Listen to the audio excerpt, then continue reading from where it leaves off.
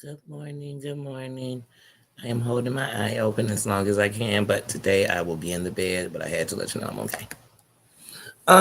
Good morning. Good morning to anyone who comes. Good morning. Good morning.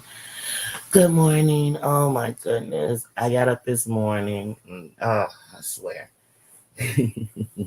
God knows, don't he? He know all.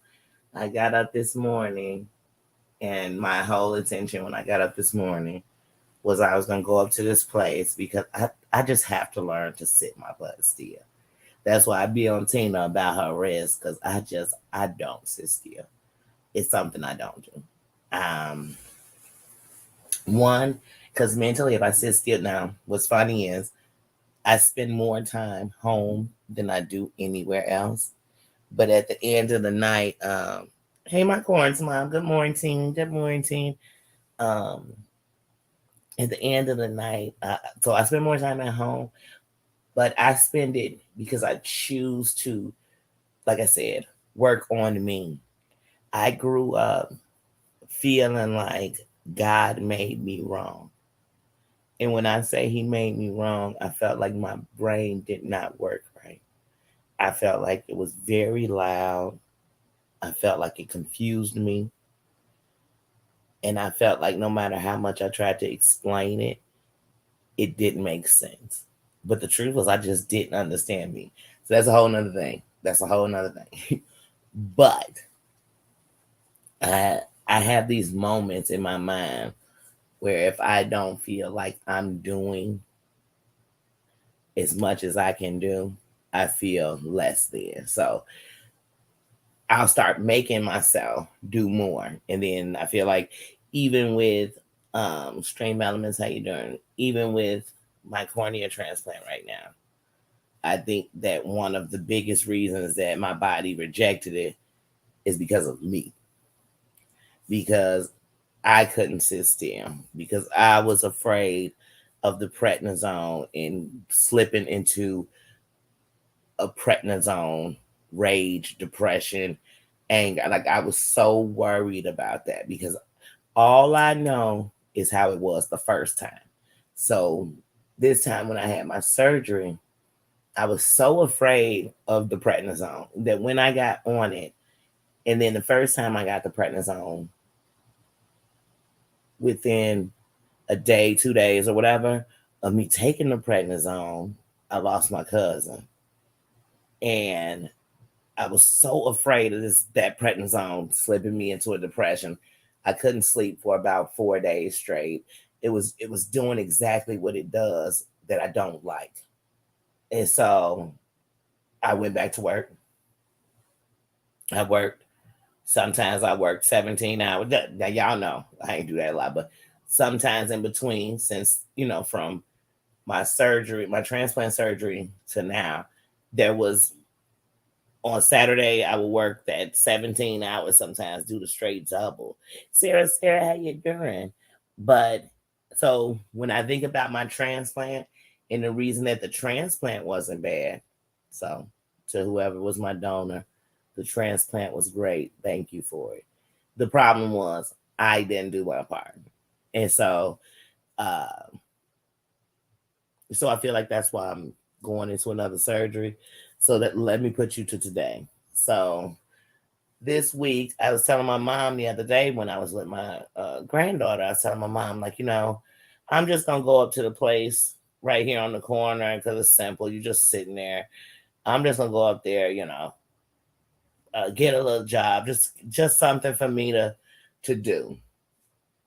As soon as I said it to her, the inside of my head said, you just won't stop. You know what I mean? You just won't stop. And then I was like, whatever. I blew it off. This morning, I was going to go up there. This morning, when I got up, first thing, when I got up, grown kids. Let's not get to go there. That's a whole nother conversation. That'll be what I talk about after I get off this part. But anyway, this morning I got up and said, you know what, I'm just gonna go ahead, go up there and do this. This just be something. I'm gonna tell them like, hey, I'm going into surgery on the 17th of October. You know what I mean? After that, I'm off. I'm off. But just right now, I just want something to do. Something to where when I not just something to do, because I can do something every day. But I want to do something where I'm not just always pulling out and there's nothing coming back in. Anybody who's followed me or supported me through this whole thing, one thing about me is I do not like always pulling out and not putting in. So when I don't do that, something in my brain triggers and I can't stop thinking about it. But it starts beating me up. Everything will be fine. I'll start beating myself up. So anyway, I got up this morning and I was going to after my son totally needed just grown kids.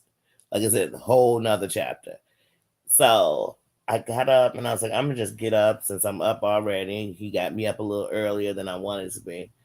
I said, since I'm up, I'm just gonna go ahead and go on up there and do it. Y'all, I went to get up and open my eyes, and I kid you not, I don't know what it is. I went to look at something, and my eyes went shut. Both of them. Like they started acting up. And then when they started acting up, they fully made me feel depressed.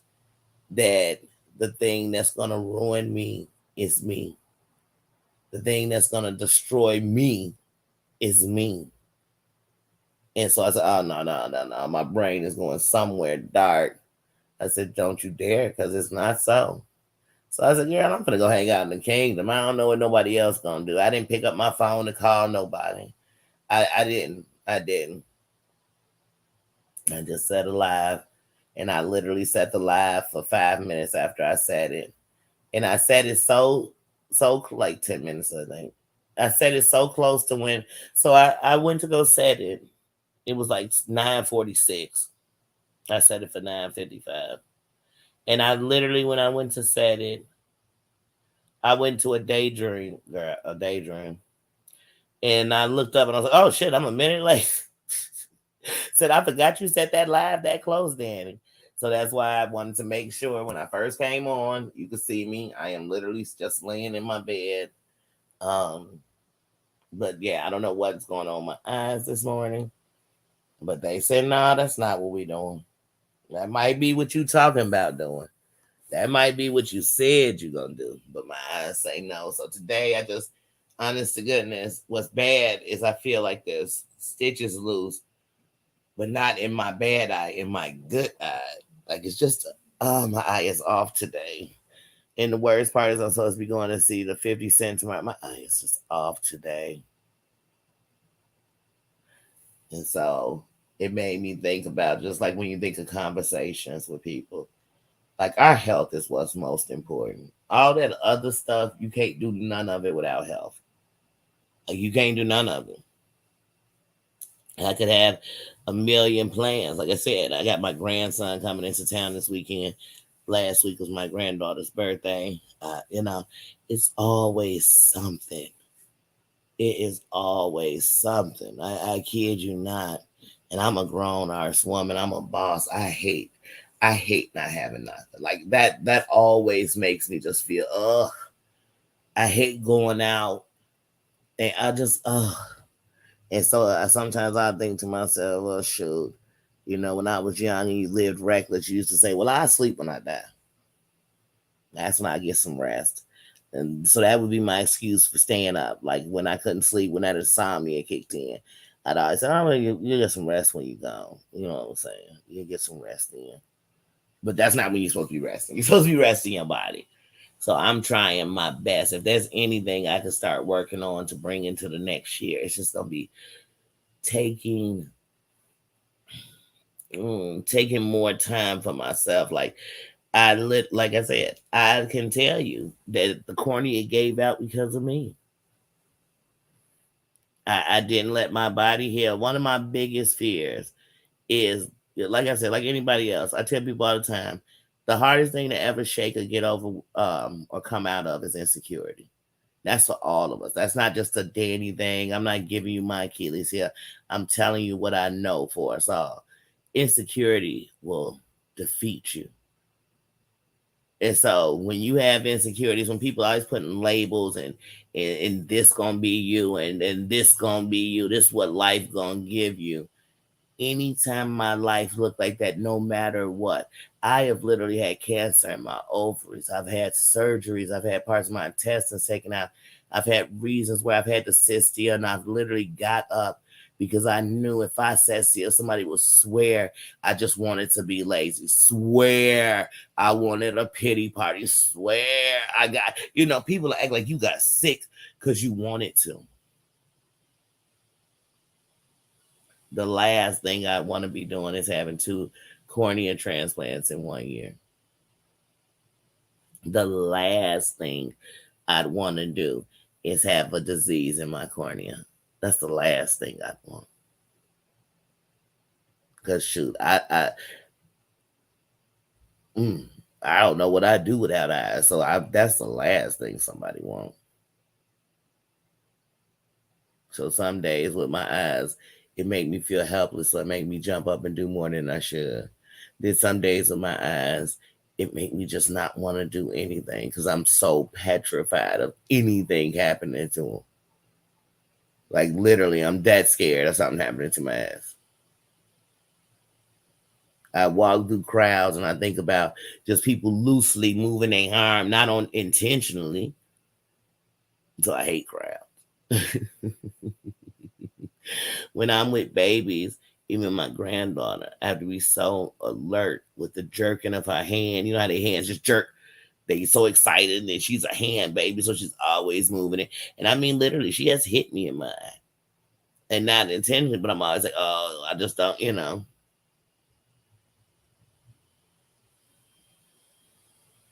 then this morning, my left eye feel like jello. So it's just one of them days, like, ugh. Like I'm not depressed. Like I'm not in no depression. I'm not going down. I'm not going to do none of that kind of stuff. Just being honest. And I think sometimes with most of these people, especially here on the internet, honesty is not key. People tell people what they want to hear. They tell people what they think, oh, this is what I think you think I should do. So I should go. No, I'm going to keep it a buck with y'all at all times. Hold on 1 second.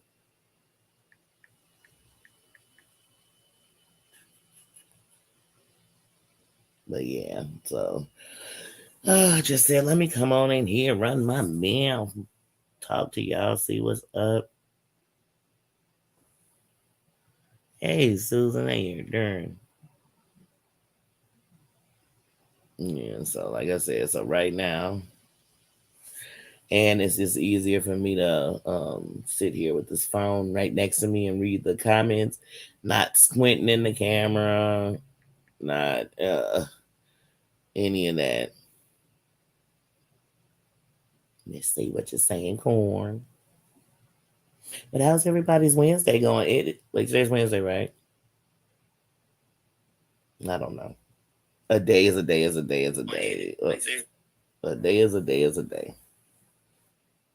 We just know it's a day. How about that?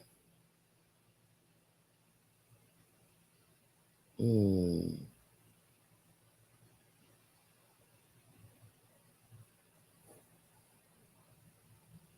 Hmm. Yeah. Oh, Corn's mom. Yeah, and that's what it is. Like you're just being the fear. It's like, dang, can I really enjoy these eyes? Because I'd be more nervous about. I mean, just think about it. And then every time, so, so right after I had my surgery, I was talking about going somewhere because originally I was going to travel before I started working back.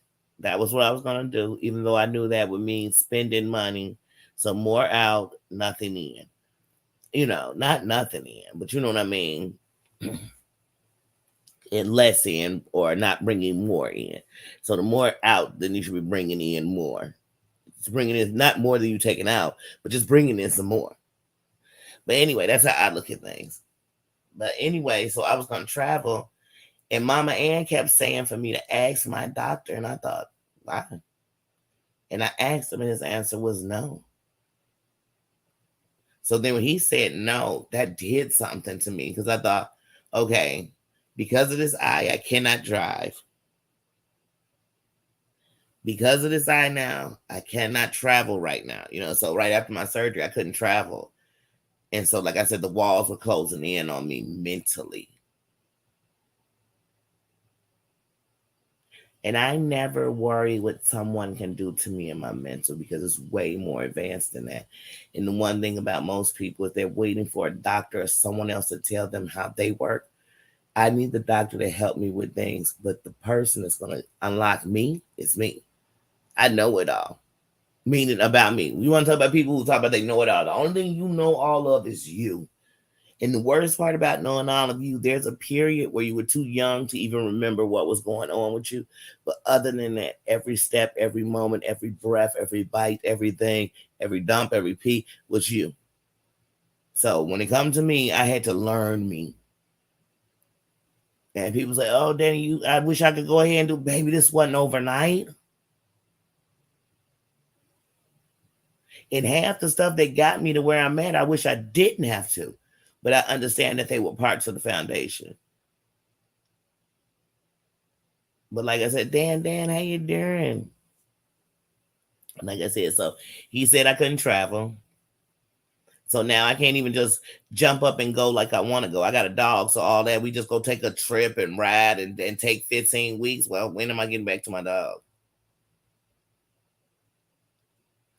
And with my psyche, I'm gonna have to take breaks to detox my own brain. So it's not going 100 miles. It goes 80 on a regular basis. And every time you throw anything into it, death, I want to hurt somebody, whatever, whatever it is going through, sadness, whatever, it goes from 80 to 120 real quick. When people used to tell me, if you don't have nothing nice to say, don't say nothing at all, I think I can say whatever I want because I'm thinking it. I don't need a filter. I'm just going to say how it is on my mind so you can understand it. But I learned that the truth of the matter is sometimes it is best to say nothing. So sometimes I might be in a place mentally where everything come out of my mouth negative. Not intentionally, it's just where that brain going for the second. So I've learned to not even interact with people I know so. Because I'm not trying to drain you for something I don't even want in me. And sometimes people tell me, Danny, you explain yourself too much. And I said, no, the problem is people don't explain themselves.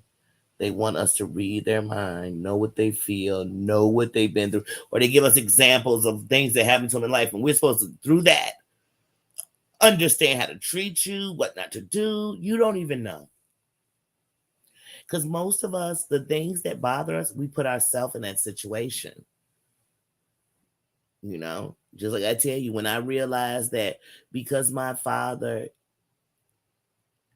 basically, so it doesn't matter if he died, he lived a different life, whatever, because at the end of the night, it's an abandonment in the form of abandonment, the way your brain takes it.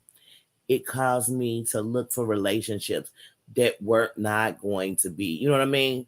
There was going to be something that they were going to have commitment issues. They were going to disappear. You're going to mess with people like that. And here's the freaked out thing. It's not intentionally, but it is because you don't know no better. You know better, you do better. And that's what I learned about myself. So like I said, even today, I'm fighting with myself to literally go and take this little job for a day a week, 2 days a week. It's right on the corner.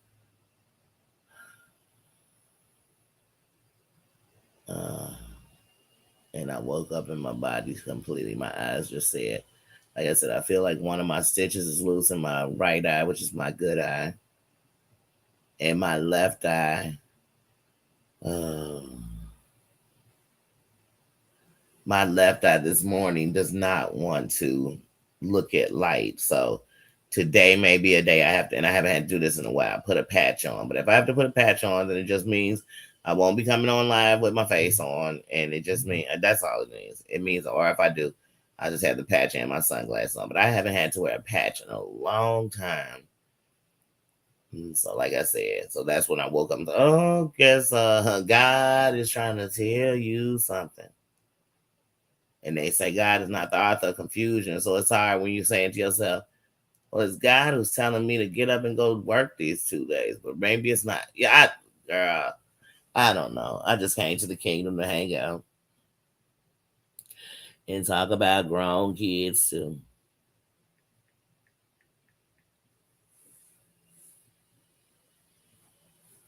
Mhm.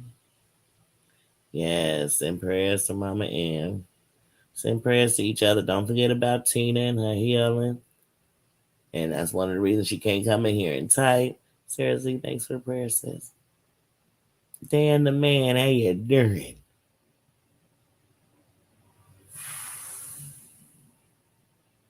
Hmm. Yes. Yeah, and that's what I say. Everybody going through something. And that's why I tell y'all, I can't add that extra stuff people want to put on in their life. Like some of these creators on here, the trashy ones I be talking about. They literally are the example of misery, insecurity, depression, misuse of medications for mental health. They are the examples of that. And I ain't gonna lie to y'all, that triggers something in me too.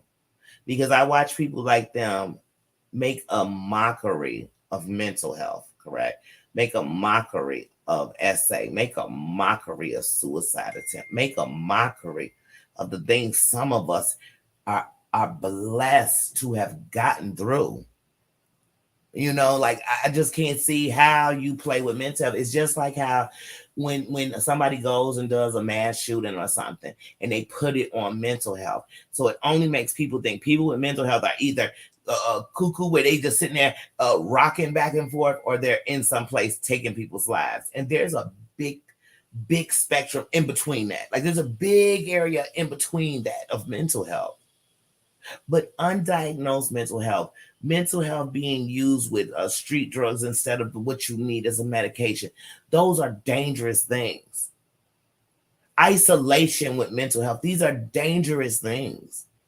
And these people, they on here, I've never seen people make a mockery of mental health while provoking and other people's mental health. Like it's amazing. Like I never heard sorry so much. Like I'm sorry, I'm sorry. Yeah, sorry is and sorry does, auntie. But they play with mental health. Hmm. Yes, and we're praying for you too, because tomorrow Susan's husband starts his chemo. It's a real world out here.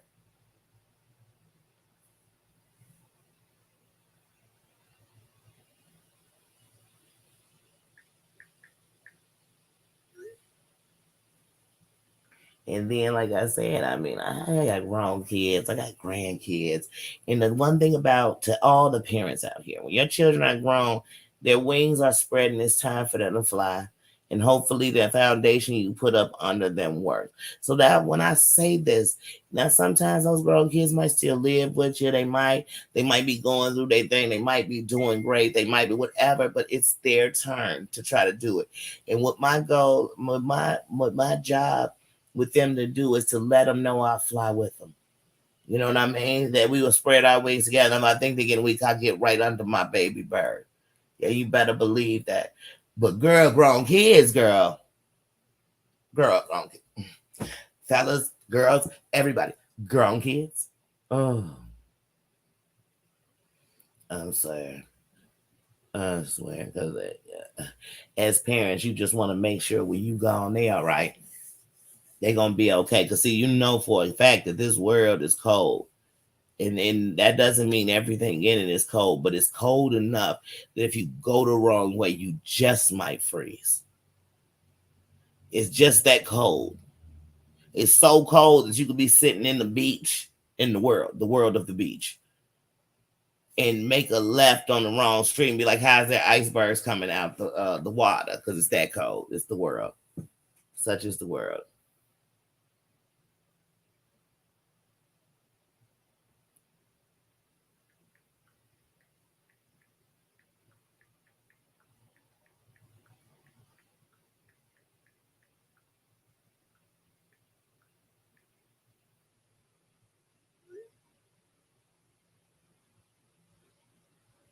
Yeah, and like even with my kids, when I think of my mental health, one of the bad things I see in my kids that irks me so much is parts of my mental health that they don't have.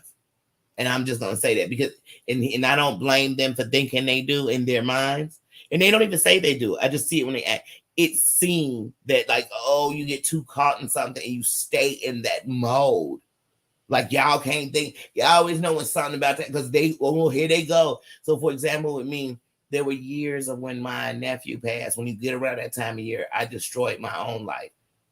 I pushed people away because really I would think, man, it hurts so bad losing things you love. So then I just would get into it with the people I loved and my family to push back because I just thought I don't want to lose them. And maybe if I push away, it won't hurt as bad if I lose them.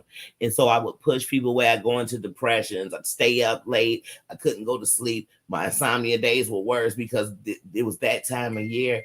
My kids do that exact same thing. You know why? Because they saw it. So even when us as parents think you are putting on facades, that's why I say for all these mothers who got young kids, I promise you, you're teaching them that you just fight, fight, fight, fight, fight. No win, no resolve, no peace. Fight, fight, fight, fight, fight, fight, fight, fight, fight. And one day you'll look at your grown kids and you'll see the moments when you put that in them.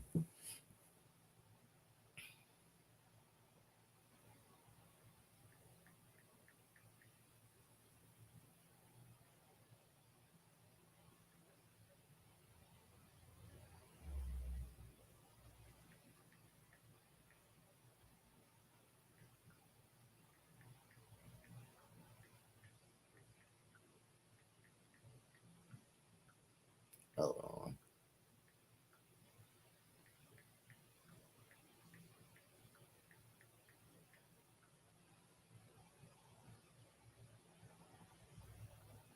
I'm not even gonna type now. You know how sometimes you go to the mess I ain't even going to.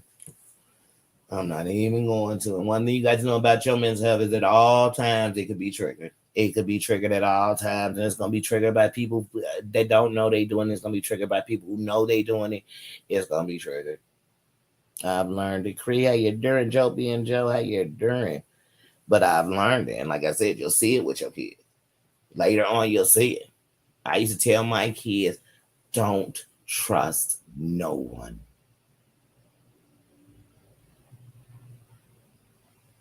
Some of the dirtiest people are clean. Some of the nastiest people are nice.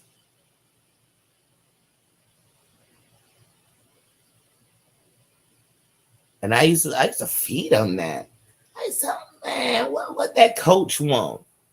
Why they smile so much?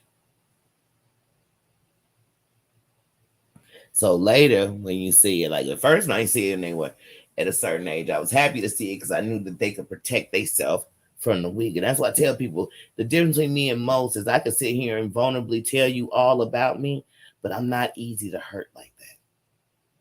So people will think because I sat here and told you all this that you got my weakness. No, you don't.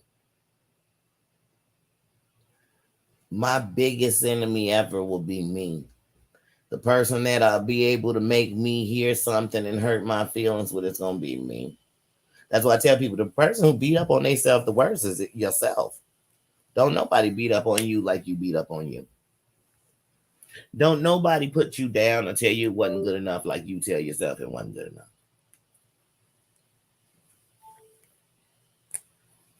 And just like I say about these people, y'all got these animals. These animals are therapeutic.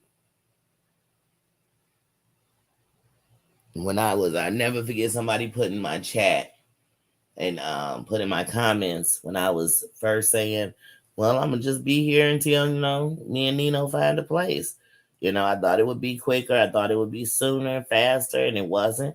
But I'm gonna be here and ride this out with my dog. And somebody put in my thing that I never realized that they need us as much as we need them. But I know that. I know that in my lowest, like even like I said, even losing my other dogs. I mean, um, like I said, oh goodness, Jesus. Have you ever ran into an ex and be like, "Oh my God, does that? Oh, I can't. The world is filled with. I can't. I can't. Uh, hold on. Hold on to your love. I know Maria and them going on this morning. So that was another reason I saw that. I said, well, let me go on and go in, and then I'm gonna make sure because I definitely want to see. Because y'all, what I'm hoping this time is let's stop the threats. I have heard for 3 years too many times of people saying this was completely wrong with John Deere. We're gonna do this. But then I've watched people say to him, like, if you just be quiet, I'll stop. No, I won't. Because you'll be back. You'll do it again. He Britney Spears Jr. He did it again. He gonna do it again and again and again. I'm not stop. Like that has to stop because then what everybody around here has become is his enabler. There's not one person that was from over here during the pandemic that messed with him or something that didn't get some kind of rise off of that stuff with him. And the fact that they don't want to take him down makes me wonder, like, wait, what's going on? Is this like is it really is it a game? Because y'all don't realize the people y'all are hurting. For every time y'all don't win and so much as even said the word suicide, that same day there were several suicides. Not attempts, but attempts too, but there were several that went all the way through. And this is not a game here in this society we live in. It's people for many a reason. Mental health, poverty, depression. It's many a reasons why people are doing this and say something we should be playing with. And together, a lot of these content creators, you don't realize that if you add your numbers up together, we're talking thousands of people. Y'all are taking a chance to hear this nonsense, this bullshit. And then that's not counting the people that's not even your subscribers that might catch it, it might come across, it might roll through their algorithm. Like we gotta think and be conscious. And that's why I say, like, especially with him, I'm like, ugh. How many times can I hear, you know how many lives I done heard where they said, oh my God, it was so disgusting. What John did was so disgusting. Oh my God, it's the worst thing I ever heard. So disgusting. But then everybody wouldn't listen again. And then, not matter of fact, like I said, he gonna play it that night. Then we gonna replay it and replay it and replay it and replay it. And what you got to remember is when you trying to take down a monster, if you keep promoting them, even when you take that monster down, another one just like them will sprout up because they think that's the way to go. Like you got, that's what I think. So they say they on his neck. Good. I'm always on team on this neck. I told y'all at the beginning of the year, I'm taking out the racists in the trash. I fear no man but God. I know that no matter what you put against me, what weapon formed against me, none will prosper. I've had cancer. I've been sick. I've been in the hood. I've been here. I've been there. I done seen it all. Done it all.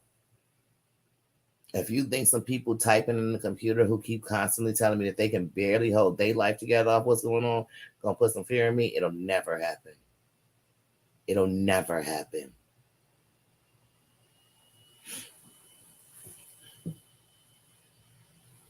Because I say this with all respect, and this is to all my people fighting, all my people that woke up this morning and said, why did I wake up? All my people whose health make them wish they don't wake up. To all my people who have ever tried to take their life. To all my people who lost anyone they love who took their life. I want to say something to these people on here.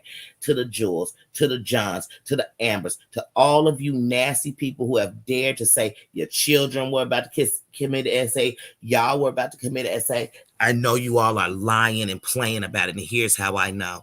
Because if that's the truth, it's a terrible thing. And y'all came back and continue to do the same thing and try to push people to what you say was the worst parts of your lives.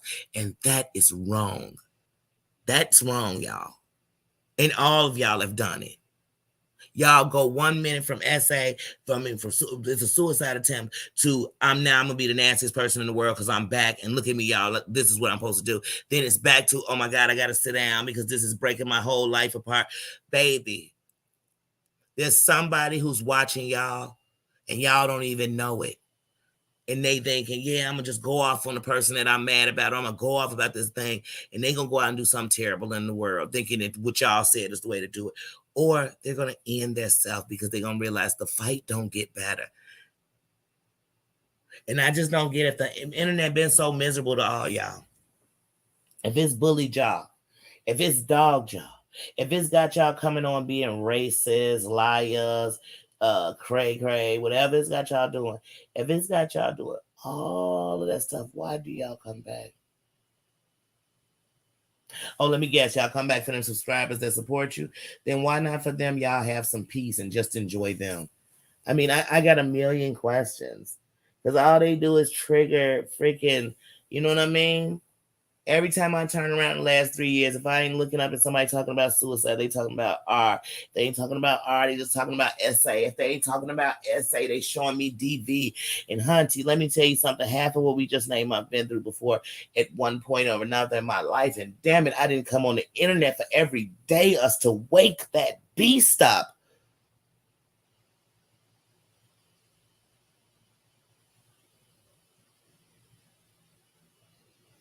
It's like, come on, y'all. And at the same time, then I'm going through chats and people going to chemo, people getting diagnosed, people dying. I said, wait a minute, y'all. God put us in their paths not so we could bring them down. And does that mean I'm gonna take everybody to the golden? No, I'm not. But if my reason and my season was not to hurt you. Now, like I told y'all, I ain't bagging down from nobody, never. But I didn't come like when I watched it, I'm like, dang, they literally came here. Tell me, since these people I just named got a page where it ain't been drama, it ain't been a fight, it ain't got a group of people that hate them so much that they come together together. Enemies come together to try to take these people down. See, forgot to throw her on the list. Siwa's channel is 50% rape talk. I'm not even gonna put our word out there. I'm gonna say it rape. Now, mind you, these are words we gotta say trigger warning. One of my moms drop trigger warning in the chat, please. Well, Susan, I think you know him out of here. What they can type. But yeah, 50% of her conversation is about rape. Some violent stories about all of them. I mean, they give you graphic details. They are the trigger. You talk about trigger warning, they the gun. They the gun. Say YouTube, y'all gotta pass a bill that say, God dang it, Heifer, please. If it's an article, just send us the link. Shit. Every day we talk every day. I mean, I ain't never been to a channel that in the description they don't say nothing about we gonna be talking about sexual assault every day. Every day we're gonna find a reason to bring it up. Every day. Yeah, that don't sound like a fun channel. I'm like, what are these people doing?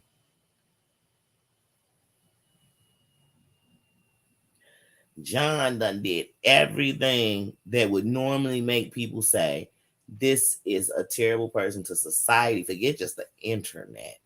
They're a danger to anybody living around there. They're a danger to the internet. They're a danger. Nope, he not.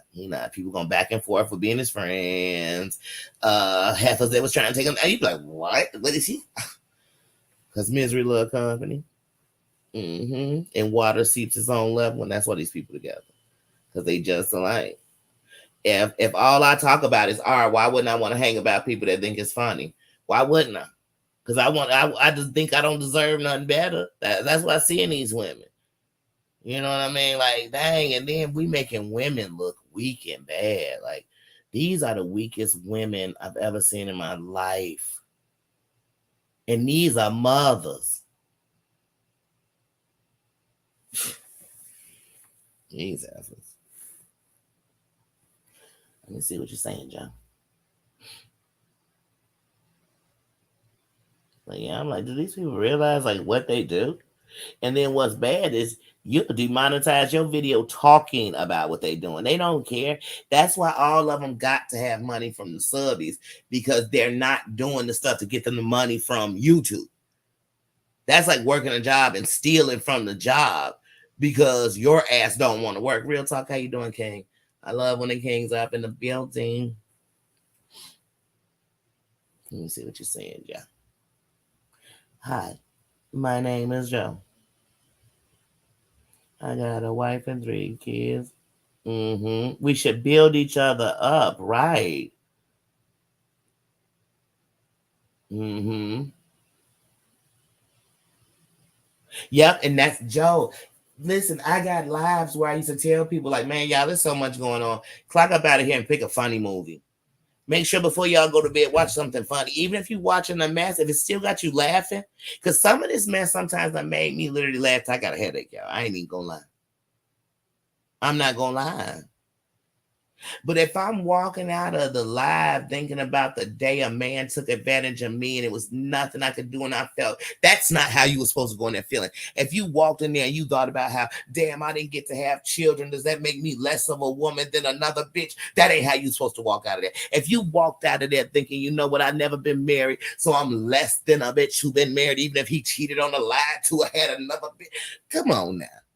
That ain't how we supposed to be walking out. Am I supposed to be walking out thinking, you know what, I'm so fat because I'm not as skinny as that chick who just said skinny bitches rude? What? Get up out of here, girl. You're not supposed to be feeling like that walking out of no chat.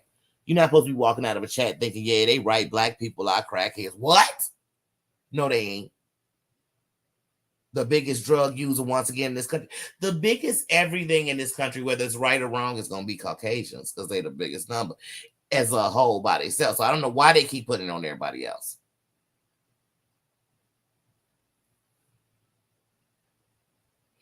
But yeah, you ain't supposed to be walking out of a thing thinking, I hate white people because all of them got a noose with them to hang me. No, they don't. But this how these people have you thinking. Because think about it.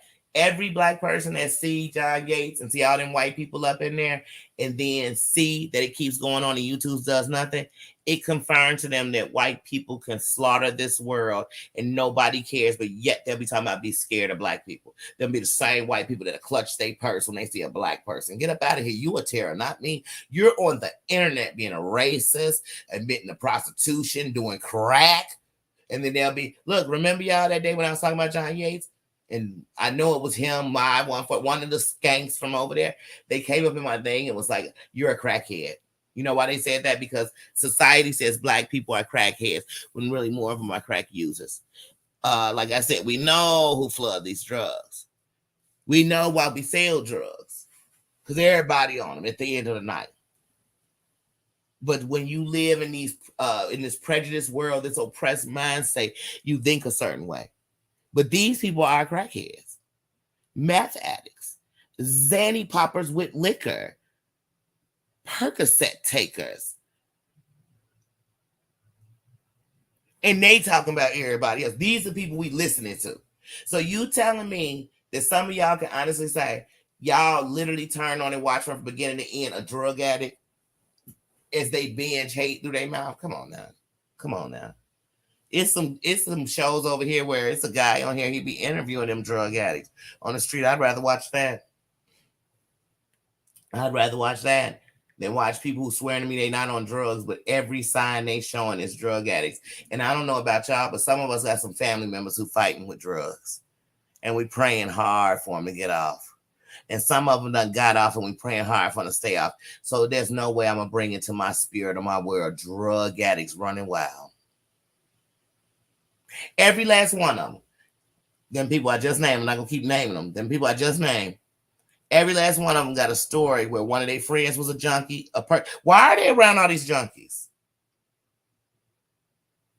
Not saying anything wrong about drugs, but I'm just saying these perfect people who got so much judgment about everybody else. Why every story is, yeah, my friend, I hooked him up with my drug dealing boyfriend because they needed a hit. Wait, why? So your best friend was a druggie, your boyfriend was a druggie, your homie was a druggie, but you were sober?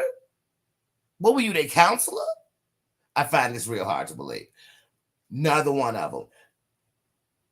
You mean people in mental hospitals, they cuckoo for Cocoa Puffs, they on drugs, your husband on drugs, your best friend who get murked, he on drugs. Everybody on drugs but you?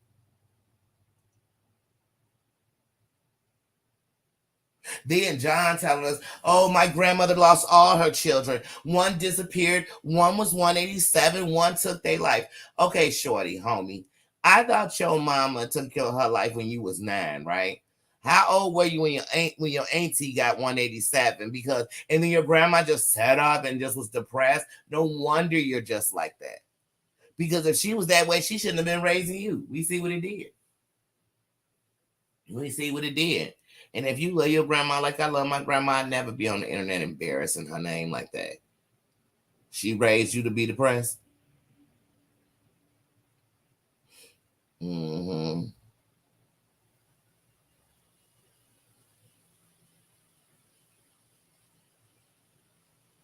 And then they kill me with that drifting too. It's been days I could have came on here. Don't get me wrong.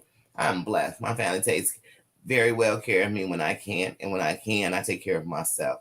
But at the end of the night, so I am blessed. So me coming on here to beg won't happen. And there are days that shit I do have to ask you, man, I'm a couple of dollars short because I just don't even want to ask because my family is doing everything for me. Freely. They're not going for broke or nothing, but it just makes me feel worse. So some days I wake up and I need shit and I be thinking, I ain't asking my mama for nothing. I ain't gonna ask her for a thing. So I wake, see, I can be honest. I wake up and I be thinking, man, but there's a part of me that be like, I am blessed to have a village that can. You know what I'm saying? That can. I've been literally, like I tell y'all right now, if I close my left eye, I am blind. I am legally blind. Everything is gray and fuzzy out of my left eye. But I'd be lying if I wouldn't say that. I'd literally be thinking, I'm getting ready to go into surgery. It's going to be a lot of things. You know, my bills have just all been taken care of, but that doesn't mean that's everything. So I just be like, I got to do more. And then people say, Danny, don't give your membership to the thing because you got. Let me tell y'all something. That ain't, man. Let me tell y'all something. The membership money wouldn't pay my phone bill. I have to do something from my heart at all times in my life because that is how I'm made. I'm not made like I'm a twin and I'm not even made like my twin. I am just made like me. I am just made like me. And like I said, for years, I thought it was something wrong with being made like that. Mm-hmm. No accountability. None of these people take accountability. Everything they did wrong was because somebody else pushed them to the wrong part. Not because they did it, not because no, it's because you were saying it. Oh, you want it because you no, they want it. They want this. That's why they go live and they drop it. Think about it. If somebody was oh, they on Maria and them on, I want to catch this. I didn't even know they on. Let me put on the earpiece. Maria, girl, I'm gonna be talking about your live while I'm watching and listening to you. Let's see, y'all. Let's see what they saying. Pat, how you doing? Let's see what they saying. Let's see what they say. Because I know before the title was saying like 1-4-Hate was trying to uh do damage control. You can't do damage control for that kind of stuff.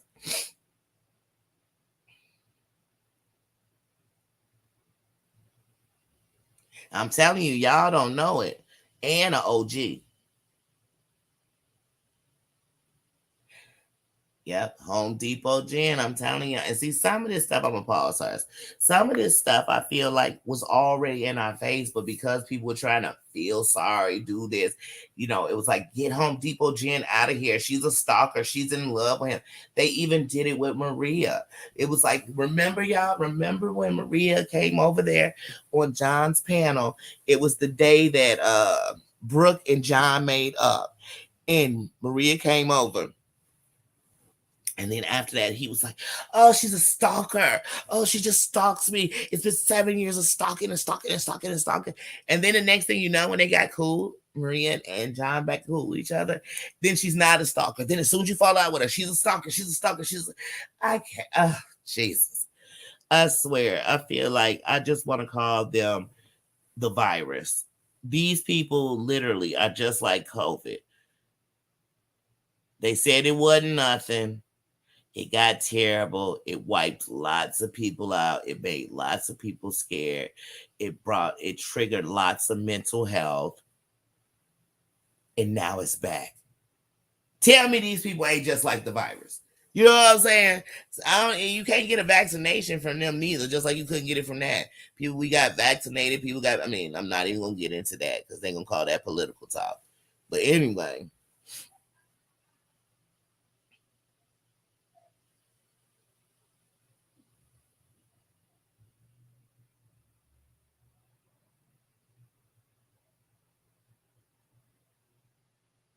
Sorry, somebody was talking loud. And when I hear loud talking like that, I have to decipher, are y'all arguing or talking? And so I was like, wait a minute, what are they doing? But yeah, like I said, with that stuff, it's like Home Depot Gin tried to warn us of what? They were druggies. They had a hell of domestic violent relation. Now she was trying to let us think Cody, or we should call coping, because I feel like we have to cope with him by dealing with his man. But anyway, coping, she was making him seem like he was a victim. They are toxic together.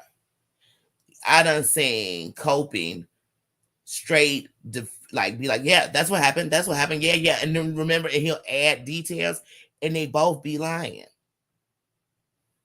They feed off each other's lies. So we've been seeing them beat on each other literally because we saw the whole brass knuckle thing. Like, how many of y'all would have allowed if y'all saw on a channel anybody else fighting, grabbing brass knuckles? Y'all would have been calling all kind of. That's when wellness checks needed to come.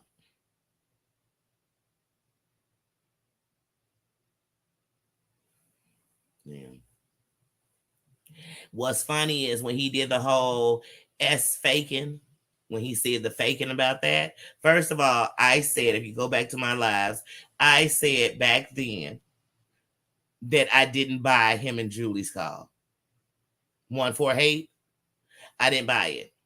I didn't buy it. First of all, he took the time in that call to make a statement like, you know, you can't give me sweatpants with the string. You know why? Once again, a joke about people taking their life while in a mental hospital. Then he bring me some Jolly Ranchers. You could send me this, but don't send no flowers because they died. Once again, using the word die in a place that's supposed to be having people who try to take their life. See what I mean? It's just when you have no heart like that you would still be throwing out these things. I'm like, he's not there because they would be checking him. But when he was doing all his faking, the funny thing was, I don't know if to all the people who watch this stuff, because I know a lot of us watch a lot of this shit. Do y'all remember like a week before that, 2 weeks before that, he was live? Now listen to me closely. This was like 2 weeks before. He was live one day. I think he was on Jules, and he came up and he's talking, and Amber came up. And it's the famous day that Amber told him that his mother took her life because she hated him and because he was a crybaby. And it was why still to this day I think that was a terrible thing. I think it was terrible when she said it to him like that, even though I can't stand his ass. I'm honest on how I felt. Like that was a little too much. You know, not to him, just that was a little too much. And that's why Amber went over to that other sector and did it to that other lady. The exact same thing. Your mama died because she hated you. That's some wrong shit. None of y'all mamas, even if y'all mama hated you, I'm gonna tell you something. None of your mamas died because she hated you. They died because all us gonna die one day. And it's gonna be different ways. Some gonna be taken out, some gonna take themselves out, some gonna have a disease, some gonna get hit by a car, some gonna get in an accident, some gonna, you know what I'm saying? Just pray it's natural causes. That's all you want to pray for. But everybody gonna die. There's not a person in here ain't gonna die. There's not an animal breathing ain't gonna die. Because that's the promise of life. So let's stop there with that. But like I said, yikes. I thought he was gonna take his life after that because he was on there that day crying, talking about this the end. I just knew I was literally watching the live and thinking he about to take his life. Then Jen was rattling out of control, and I was like, well, maybe it's gonna be Jen. But I knew something was revving up that was dark, and it was them. They were revving up dark, and that's why all of them are cool now, because all of them are exactly the same. Nobody's. They ain't nobody's on here. They just threw Tara, and that's why they knew. Look, all of them. If they go to another sector, that sector eat them alive. Where they come back here, they come back to the people they know they gonna get into it with and gonna do the same old thing. They make the same old lies. What did Jules say about me the other day? Oh, I'm gonna go look up your whole family. Girl, go look up your family and wonder why y'all so fucked up. Don't worry about man. Don't worry about man. Because here's the funny thing. Some of y'all think I'm so, they're so tough and she's so aggressive, she's so this, and I'm actually nice. And honestly, just like I said, I come from Black excellence.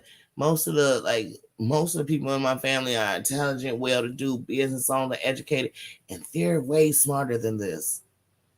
That's how I know. That's why y'all get mad and think I know everything when I'm telling y'all certain things, because y'all not even smart enough to cover your own asses. And there's nobody who ain't covering their own ass that I'm worried about. It's nobody who sits at home with their husband and lets them beat up on them that I'm worried about.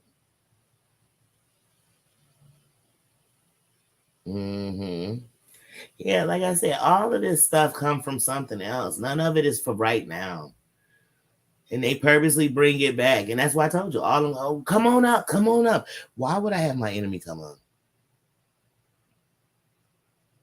So you come on my panel. Why would I have somebody who's letting talk about my children, my husband, my wife, my whatever I had? Why would I want you on my, so you could spew out some more hate on my panel? Okay, no, thank you. I don't care what you're saying. April NYC, how you doing? Shy, how you doing? Wait a minute, hold on. I'm in their thing, talking to them and talking to y'all at the same time. I'm looking in their chat, getting ready to speak to these people, and I'm talking to them out loud in y'all chat. I'm in my chat. Sorry, y'all. Because I was getting ready to put in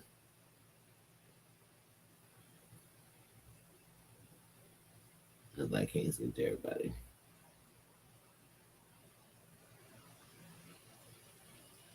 But yeah, that's how I feel about these things. So then I be feeling bad for these people. Sorry, because I'm listening. I be feeling bad for these people because, like, you don't deserve this.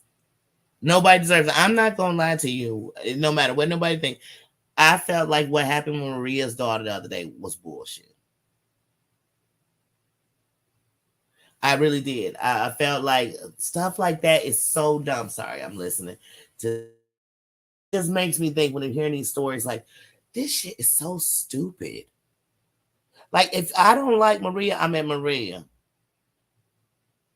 I don't like these players, I'm at them. And the only reason that other people that get brought up with their name is because they brought these people to the surface. Nobody would know about Siwa's husband, Skiwa, Scallywag. Anyway, Skiwa. Nobody would know none of this stuff had she not brought it to the internet. Did nobody not know nothing about her and then go, no, she brought the story to the internet herself. When it comes to Just Jealous, when it comes to her, everything that somebody after dude, all that, how they know she got dumped, all that, she brought that shit to the internet. She brought it. The whole story about the mob, she brought it. Didn't nobody go looking originally for this shit. John, he brought it. Every woe is me story they got out there, they brought it. But they want to sit around and say people just went looking. Hey, if nobody knew who you were, where would they know to start? Where would they start? Just they off your name, off your avatar.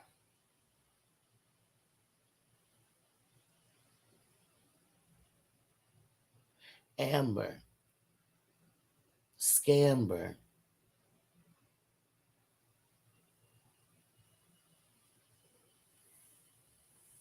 She literally came in going to people's chat saying, I only got 75 people on Instagram. I've been trying to build my Instagram up for a couple of years, but I be talking to people. I know this person. Did you know I know this? Did you know this? Everything was that. Even when she got into it because of the Usman thing, then she started going, hey, I be in third ward, fourth ward, so she could try to get the black vote. And really, honey, what made her even have a name when all them white people was turning on her was black people.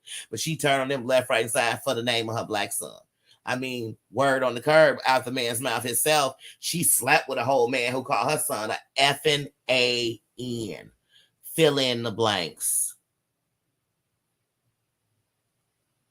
She supposedly went and when she so-called went to Texas, she so-called slipped on over to Oklahoma City to slurp and slob on a man who said he wanted to bend her daughter over. These the heifers y'all listening to? Please. And then these heifers say, that's old news, baby. That news never gets old. It never gets old. That can't get old. These the heifers we worried about? Name me one of them that ain't came on high, pause to get high. They can't live without being high or drunk. None of them. Whether it's legal or illegal. I'm sure them Xanax, when Amber was drinking and popping Xanax all at her pool, I'm sure she had a prescription for them. Her doctor just didn't know she was going to be sitting at the pool getting pissy drunk with them.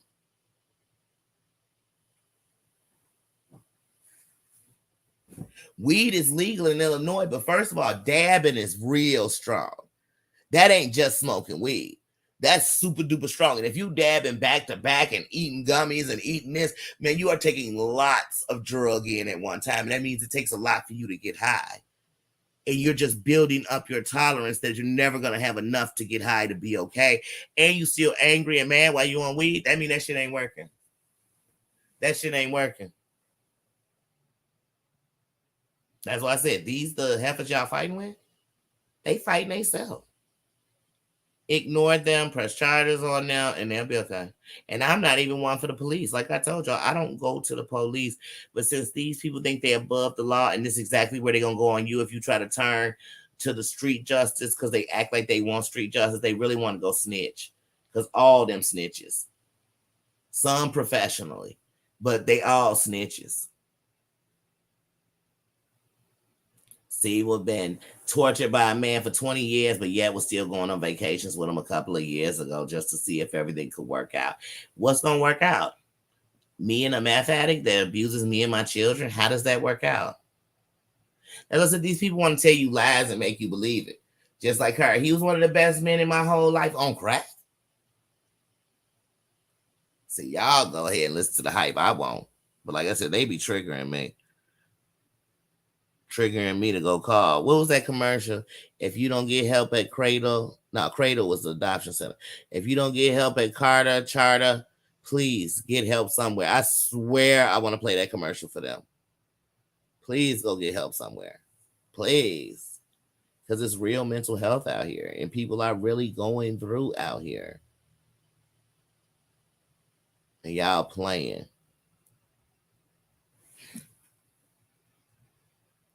I thought I was losing my mind. And then, wait a minute, I forgot, because these are the same people also that'll always be sick. They always in surgery. They always got diagnosed with something. Okay, first of all, stress spreads anything. If you have something, stress spreads it. So, well, y'all too stressed to be sick for me. Like I said, it's too much. And I thought I was losing my mind. 2 years ago, in the heart of the pandemic, I'm turning on the news every day.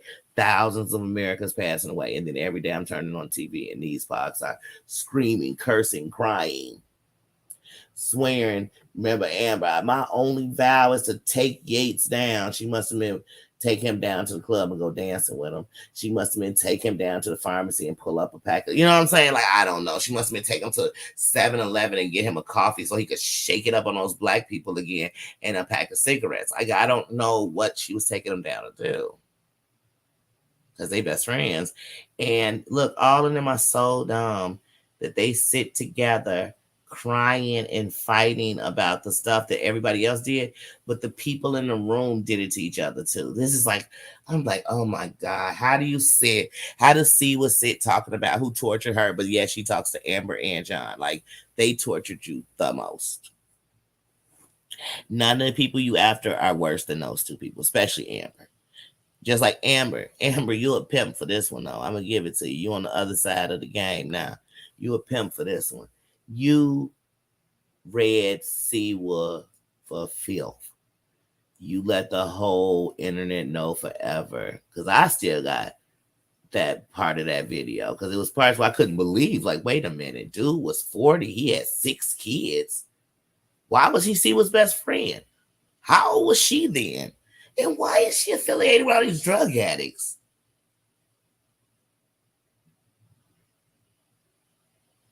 But thanks to Amber Rain, Scamper Pamber, we got that information, honey. She busted you out.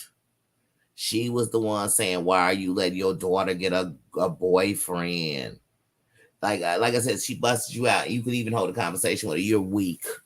You're weak. John, Amber, and Sherelle. Because Sherelle say she don't know what's going on with John Yates. And I think she was going to try to be doing some work with John Yates recently. But she holds back because, one, there's going to be a lot of people who say, girl, if you don't get away from John Yates. And two, nobody in those things are going to really want to mess with her. John messes with all of mostly the bootleg. When I say the bootleg people off the show, the trash. Angela Dean is trash. That's why we just seen this bitch naked fighting on. She can say whatever she wants. She ain't tough. I be in GA all the time. Worry about no damn Angela Dean. She one of them white people that mess with black people, and there's a fucking race. I can tell. Like, it's nothing about. And then she mess with John. You ain't gotta tell me shit. The fuck if she got grandkids is black. I don't care. I see what you do.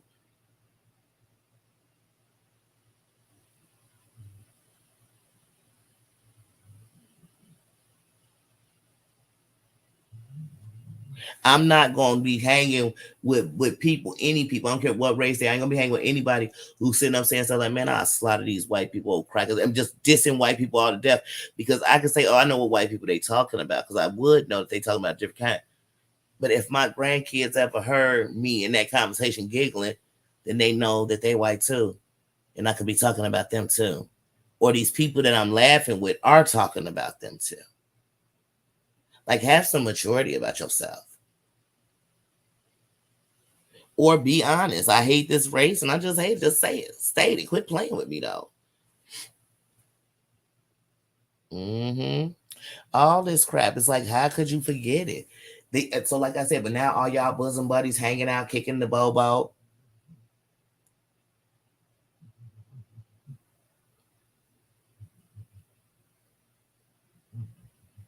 And that's why I say, and I know people don't like it, and I don't try to, but it's just being truthful. It's like even with Muzz. Muzz sat with Siwa. How can we say Siwa was such trash? Muzz sat with her the whole time. And the only reason she's over here now is because Siwa wouldn't, because she would not be here. And see, I know it's people that Muzz always been cool with no matter what, like Cooch. Certain people, I don't take that. I've always known that who cares. But she wouldn't be over here like that because if she was just that mature, she could have been it while with Siwa. So either Siwa owned her enough that she couldn't, or she chose not to. Either way, she chose not to. And that's the difference. With Jules, hey, they was eating her alive. They was eating her, and Terry Time still was going about her thing. I still never disrespected her. You can ask them not one conversation on dissing her, not one conversation while I was listening to them have a shit show on. No, we weren't doing that.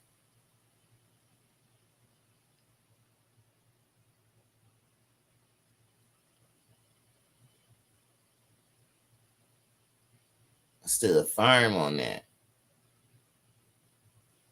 Y'all was dissing each other, now y'all friends. Come on. That's like my that's like my boyfriend was cheating on me with this girl, and me and her was fighting in boxing, and now we best friends. Why are we best friends? I mean, is it because we both got kids? But nope, nope, nope, no. We're just best friends now. And now me and her fight other girls he's sleeping with. Get out of here. I wish I wouldn't. I wish I wouldn't. But like I said, I watched all of this stuff.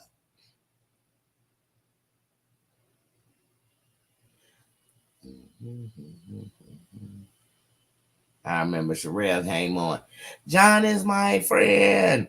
Because everybody was like, get away from that heroin addict, get away from that meth addict. I mean, this is what people is coming to her saying, all in her inbox. Missy. I love Missy. I love when I read her comments. Sorry, y'all. When y'all hear me somebody say somebody's name, I'm reading a comment.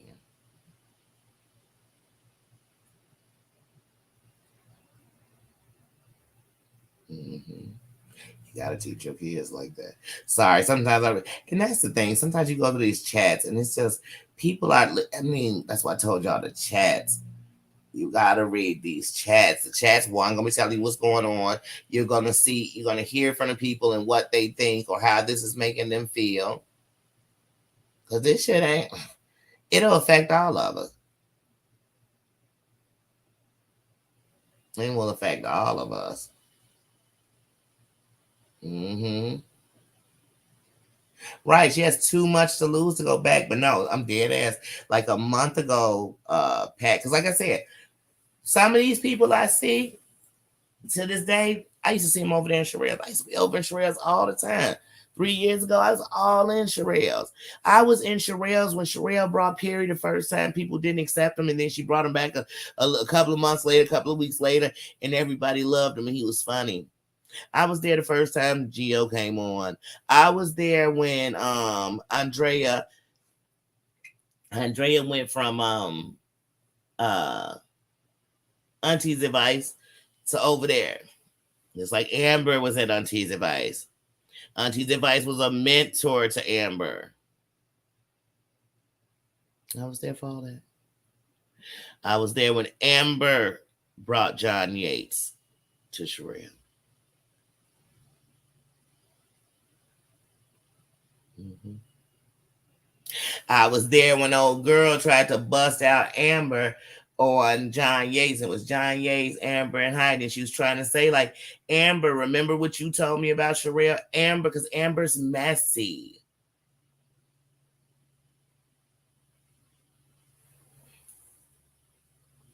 And that's how you got all these different sectors merged together.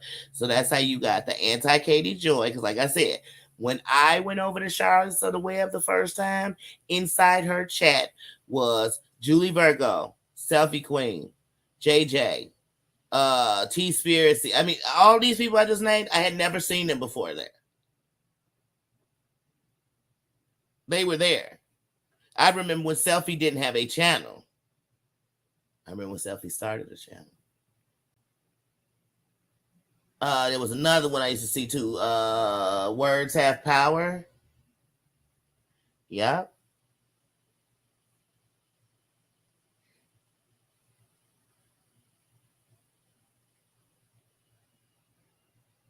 But all these mergers would click together. So you had the anti Katie Joy.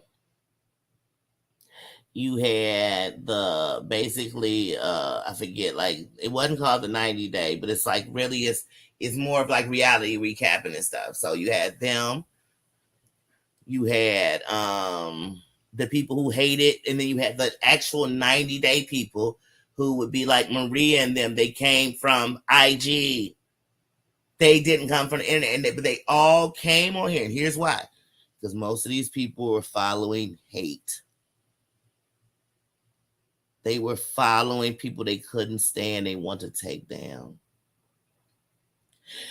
Amber brought us Jen Bailey to the surface because if anybody was watching that day, Jen Bailey, they were supposed to be doing an interview with Clint. And Jen Bailey was trying to be all in it. And they were kind of like, who is this? Because they had already did the interview with Tracy. Because I remember, excuse me, I remember that when Sherelle and Amber went in on Tracy, they were calling her off because they were getting cool, trying to be cool with Jen. But before they got cool with Jen, they were shitting all on her. But what they realized is they weren't going to be able to talk to Clint, dissing Jen. I remember watching all that. I was putting in the comments, like, who is this heifer? Jezebel, how you doing? Like, who is this heifer with him? And how is he with him? And he married to Tracy. I remember thinking that. And Sherelle had to have outsiders get her back cool with Tracy because they dissed Tracy so hard. I remember that. That's why I remember when I saw Amber crying about Tracy, I thought, girl, I know y'all got back okay with each other, but you dissed her hard because her and Sherelle went in on Tracy. They was calling Tracy all kind of junkies. Oh, they went in on Tracy. I remember that. Mm-hmm. I also remember how Sherelle said Amber was still in contact. She flirted with all these men. Whoopity whoop whoop whoop whoop scoopity whoop whoop whoop whoop. I remember how Sherelle was suing both of them, and they couldn't mention her name, and they was honoring. She was taking pictures with some of the biggest lawyers in Vegas, running into them at the casino. That's what it looked more like than that was her lawyer, because unless her and her lawyer hang out like that. But anyway, they hanging out. They got this lawsuit. Then Amber supposedly paid her out the lawsuit. Then no, it wasn't. She paid it out. She just dropped the lawsuit. I was like, wait, what is going on with this lawsuit? And how come the lawsuit drop every time these people need to just start talking?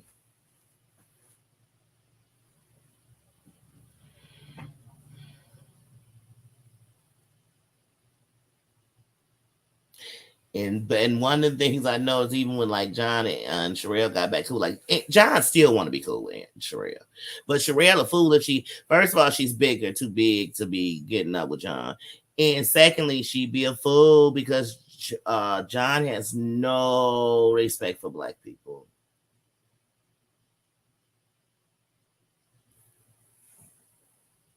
He was look. Here's the thing. Remember when John found out that Sherelle was married? Then his whole thing. First, he was mad. First, he asked her, and because she answered, then he was mad that she just answered, and people weren't mad enough. So then he had to turn it to, oh well, you know, I've said stuff to you about your husband, not knowing it was your husband. Think about that from my stance, because you what? Because you was dogging out Perry, and she didn't let you know that was her husband. Baby, don't you know the saying, keep your enemies close, don't have nothing to do with how close they are to you in proximity? It's knowing exactly what them punks doing, and they don't even realize you know. They don't even realize that, baby, you think you gaming me and you're sitting in a whole trap. Yeah, I better learn something around here. But I remember all that. So when I see these people together, I'm like, oh my God, this is what makes young people think stay in toxic relationships because they're gonna work out one day. No, they're not. They're not gonna work out one day. And then right, Perry doesn't want him around because Perry's smart.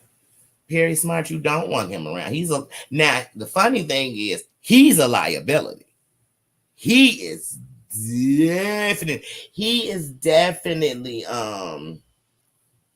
collateral damage. He's definitely anything that's going to have you putting money out. You know, if he was man, oh my goodness, he's a liability. But now Perry don't want him around at all. And remember when Perry, come on, y'all, Perry still got the 7-Eleven up because the 7-Eleven sign is for Jen and Amber. When Jen and Amber had a channel, he said that they were hookers on heroin.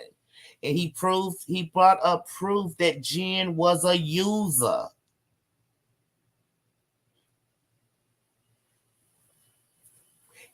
Perry told us 3 years ago that Amber was a lady of the night.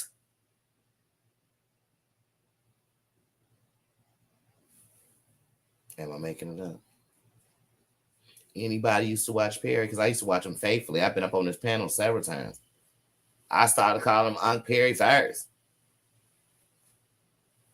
He was just calling women bitches too much for me. And I am a claim.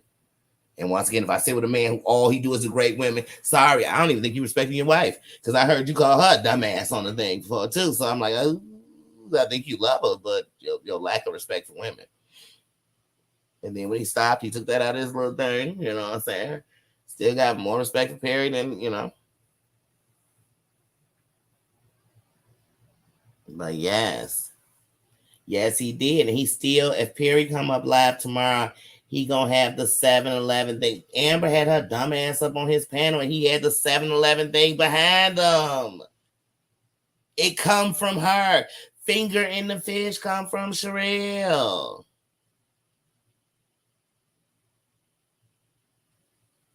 No deal comes from Sherelle. Talking to these folios.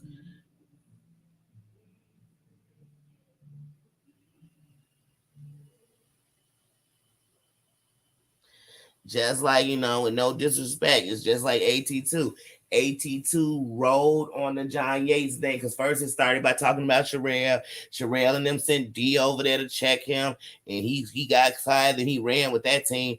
But then he pulled it with the John Yates. He was hashtagging John Yates and everything. He did the John Yates roast where John Yates came up on his panel and was like, "All right, you want to roast me? Roast me." He couldn't even tell one joke with John Yates there.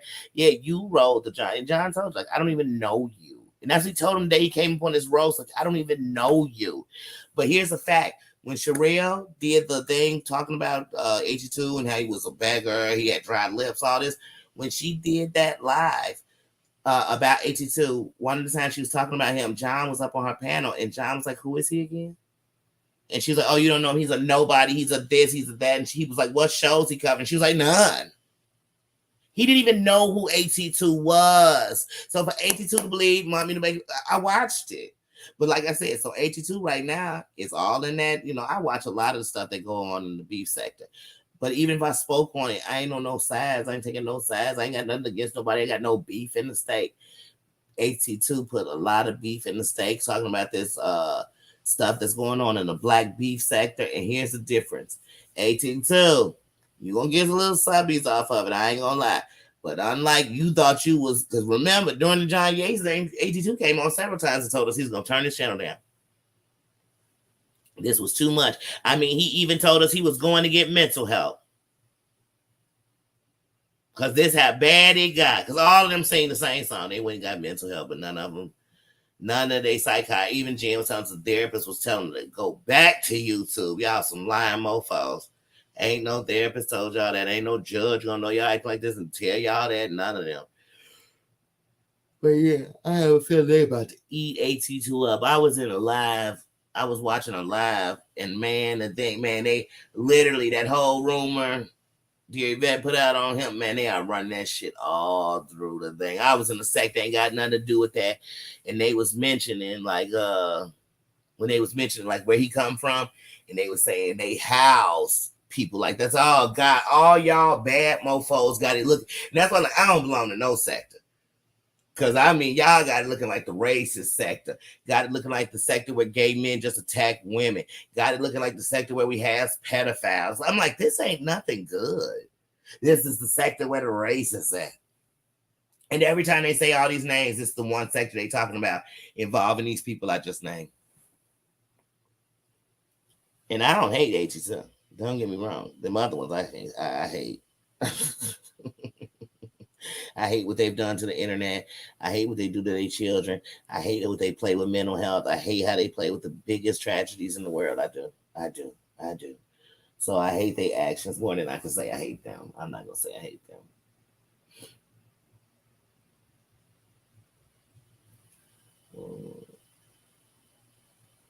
Mm-hmm. Yep. Yep. Jezebel. Yep. I knew Sherelle and Perry had something going on because when he first came back and they were liking him and all the people were liking him, oh yeah, that 7-Eleven shit was hilarious. It was hilarious. Hey Claudia. Um when she first brought him back and he was coming on regularly, because like I said, when she first brought Perry, they thought he cursed too much. They thought he was too aggressive, so they didn't really want Perry. So then he came back. And so when he came back, look at my granddaughter. Hold on. What is she doing?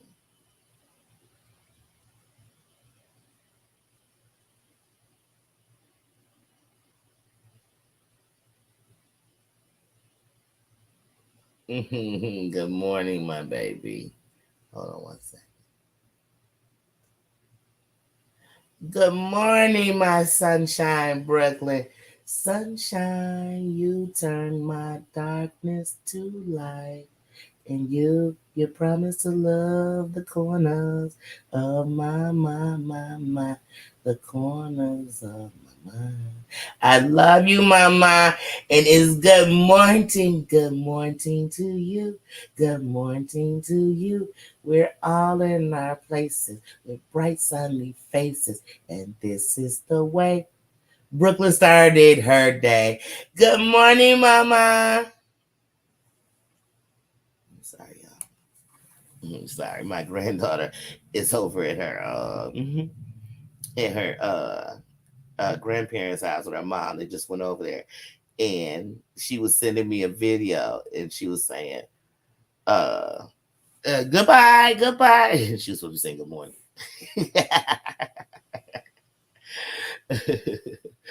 Oh, I love that child. But yeah, like I said, what were we talking about? What were we talking about? Perry. Oh, I knew they were together. I knew they were together. So when Perry came back and he was actually being around, people were flirting with him. You know what I mean? Like they were saying he was attractive. They were saying stuff. And one day somebody like asked if Perry was where did he stay or something. But Sherelle's answer was kind of like, you know what I mean? Where I was like, Then right after that, they did that video where they supposedly ran into each other at the friend's house at the pool. I was like, oh, girl, bye.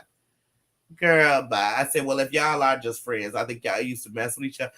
So that's what I thought. They were either exes that were still cool, but I could tell, no disrespect, that they had been together. You know, I know sexual tension. I know when people either want it or don't want it. That's why I know nobody can tell me Amber and Ski Mask didn't get up together.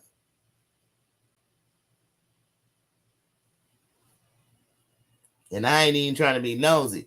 But I know that where she say she was in Texas and Oklahoma ain't far from each other. She could have came to Texas for real to take care of her grandma and been there. And then this whole man said that when you were supposed to be taking care of your grandma, you bent on him. But I could tell that the fact that you were still talking to him after he said what he said about his daughter, and you sat on the whole internet and told us you had a whole detective covering that, made your daughter even tell us she was scared in the background, and you still talking to him? Okay, do you let your daughter say goodnight to him when you get off the phone? Like, y'all, these are heifers. I'm not scared for what they'll do to us. I'm scared what they gonna allow to be done to their children. This is what lifetime specials are made on these people. But yeah, I knew it. So when they did that pool, when they was at that pool together, I said, "Oh Lord, honey, y'all are together." I knew it. So I was, even when they said they was married, I really didn't care. But also remember the day that they came out and asked. The only reason they did it that day was because they were mad that Auntie's advice was on Sherelle's show earlier that day. Because from the moment John came in, he was talking about Auntie being up on that panel. But Auntie didn't come there and mention John Yates, and neither did Sherelle. So I don't even know. So that's once again because some of these content creators let people gas them up. So people call them and be like, "Get over there! They talking about you, Auntie over there talking about you on Sherelle's, but Auntie ain't even talking about you." So when it came out, I don't know if y'all remember, after he asked and Sherelle said yes, because she said yes while she was still checking text messages on her phone. And then after she said yes, he said, well, Amber had already been, remember the name, Amber had already been going in chats, because y'all remember, Amber used to just go in chats and drop stuff, kick off shit, start stuff with people. Y'all remember. Y'all remember. And then y'all know in Amber form what she gonna do. Amber goes from ruff, ruff, my dog's bite to, guys, I'm just gonna sit here and crochet. I'm gonna sit here and do this. I'm gonna sit here and read books. I'm gonna sit here and cook with my kids. I'm gonna sit here, all this sweet stuff. And then she'll go from doing that to doxing people, trolling people, spoof calling people, lying on people, you know, you know, sleeping with men who said they want to sleep with their daughter on their 18th birthday, sleeping with men who said your black son was a effing Figure out. And he didn't say fan, but the letters stand for FAN. And Amber said, no, he's not a FAN. He a blood. And he in jail for blood crimes. And when he gets out, he'll be staying with me. And he will take his black ass back to jail for me.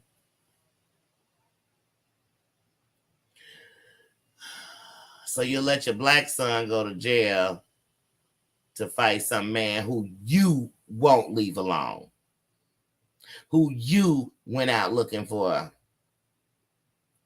You hang with another man who said he want to put your daughter on porn sites, your little daughter, not even your big girl, your little girl. And you said that because your son, not your black one, your son opened up your computer and happened to see Brooke talking about the fact that you were hooking in the house with him and his sister, his big sister, that he wanted to take his girl, but y'all still on this internet? Please, like, I wish y'all would go looking for somebody kids to talk about. Any of y'all.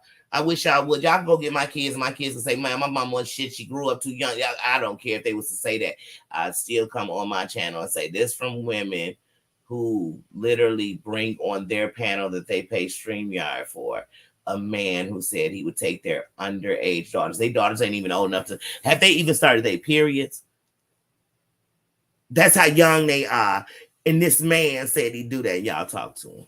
Because y'all want to get back at Terry Lynn. Because y'all want to get back at Brooke. Because y'all want to get back. Girl, go get back at y'all selves for being shitty mamas. How about that? How about that? Y'all talk about Brooke, but the only insulting things that's ever been done about her kids is what y'all said. Y'all want to talk about Maria and say that Maria's daughter wrote a letter, and most of the letters because she hates y'all. She hate what y'all bringing out of her mother trying to defend herself, and she wish her mother just realized y'all ain't shit. Y'all need to read between the letter.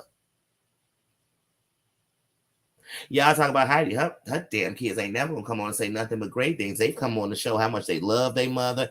She's raised great men who doing way more than any of y'all are ever done with y'all life, and these are her kids.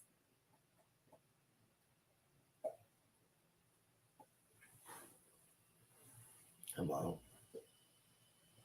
Y'all kids running in, begging for food. Your kids sitting in the background tickling each other while you telling a man to put his nuts in your mouth. Like, ugh.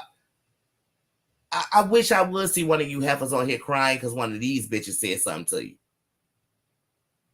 The next time one of these heifers say something mean to one of y'all, just go play the clip or the video of Amber telling her what to sit on her face while her kids in the background tickling each other. Mommy of the year. Hashtag PTA mom. Go play the video where Siwa's daughter runs in to wake her mother up because her mother been on live all night long. And her mother screaming at her. And Siwa, don't say you weren't, you were. And then her mother, trifling ass, says, I left you a Lunchable on the counter. Bitch, you was up all night. You couldn't cook her dinner and leave it. You couldn't have made some pancakes or waffles, cut them in the cute little way. You know what I'm saying? Nah, because you don't think like that. You went in the refrigerator, popped a Lunchable, and then left it on the counter. So now it's lukewarm when she go to eat it. Ugh, like these the people that y'all worried about talking about y'all. Okay. Not Danny. It wouldn't be me. I wouldn't be pressed at all. At all. At all. I have her telling me she doping out for a dude and she still wanting to get it wet when he called her. Oh, girl, ain't no way. These heifers couldn't say nothing without me giggling.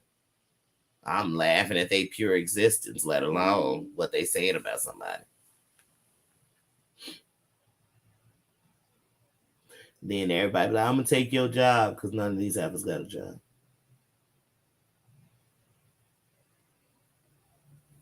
All they do is sit,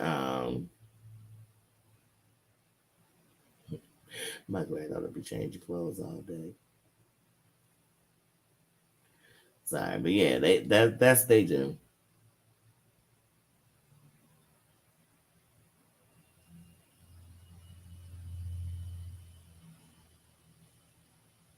And even like I said, even when they talk about Maria, whose grown child wouldn't tell you to go? If my grown kids, even if they fought with me on here, if my grown kids came on here and saw me fighting all the time, always know that people will dox you, dox our grandparents, our family, because they just hating ass bitches.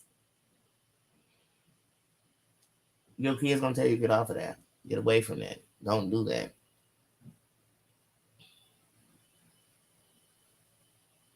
Not me. I go and tell people who are legally there or something to say, like, hey, this person on the internet said they was gonna dig up my family.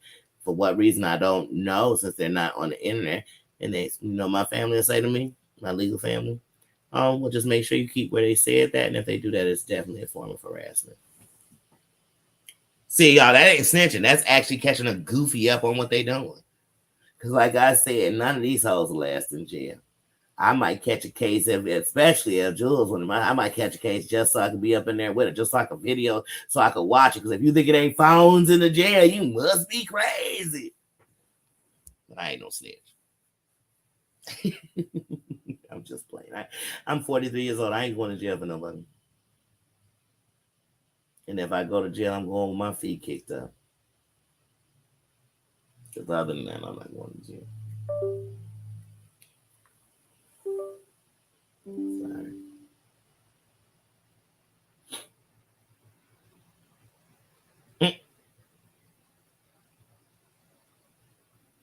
Mm-hmm.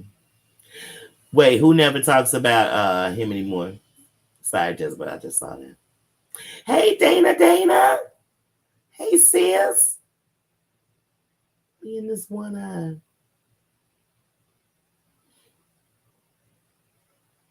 Mm-hmm. They do have a sense of humor.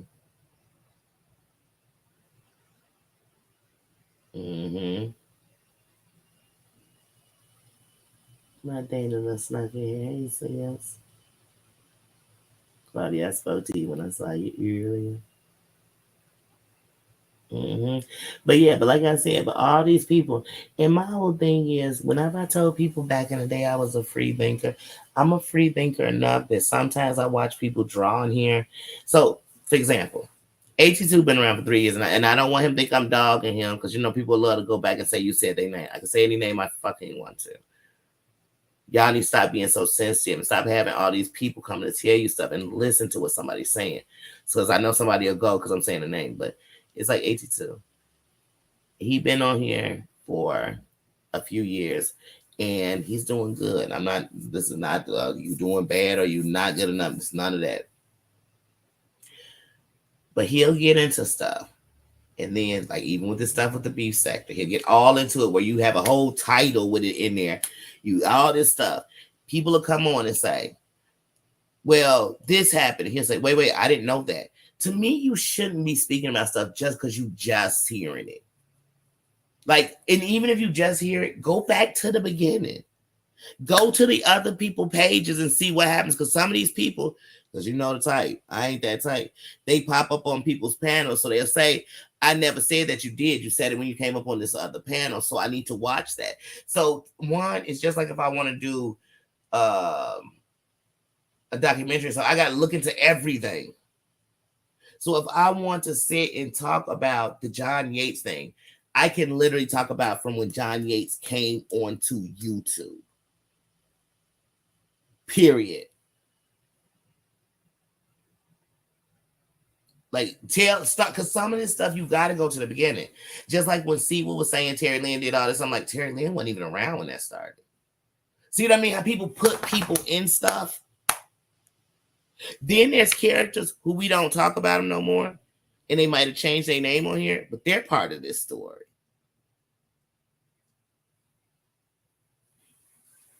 That's all I'm like. I don't know what story these people be in because they be missing pieces. They be missing characters. They be missing parts.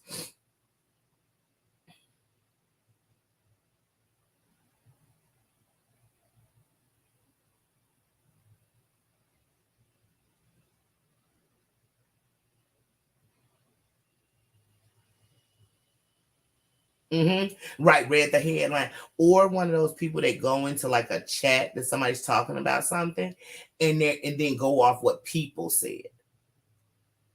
But you could tell you don't have no information. I remember that day he did that live, and he was talking about Teresa and them. And when he did the live, first he came over to their platform, like, y'all don't get mad at me. Came to Teresa chat, like, don't get mad at me because I got y'all in the live. And then he was talking about them. But then, if you paid attention afterwards, he was calling them the racist, the this. Terry Lynn was a racist. Mills was a racist. Jules was racist. But here's something, and even with me having, it ain't even having nothing against Jules. We never had nothing like that.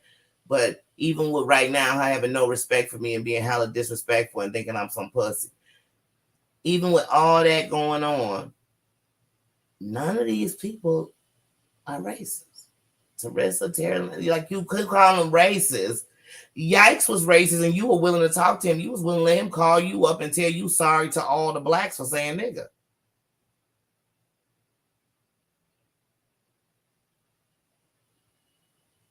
That's what I don't be getting about people. Like, y'all just, but he didn't, even when they came on his panel that night, it was a lot of stuff he said. I didn't know that happened. Oh, I'm sorry. I didn't even know that. Wait. I didn't know that part. But to me, if you speaking on something, you better know. Like, even if you talking about a gang you ain't, don't just tell me about what you know about. Give me the history straight up. Because sometimes if you know the history, you know that what you're saying right now don't fit because it's part of the history. So you sit and say, oh, he would never do that. And then people be like, well, he did do it. You say, well, I didn't know it. Well, then you can't say he would never do it if you don't know for a fact if he did or he didn't do it.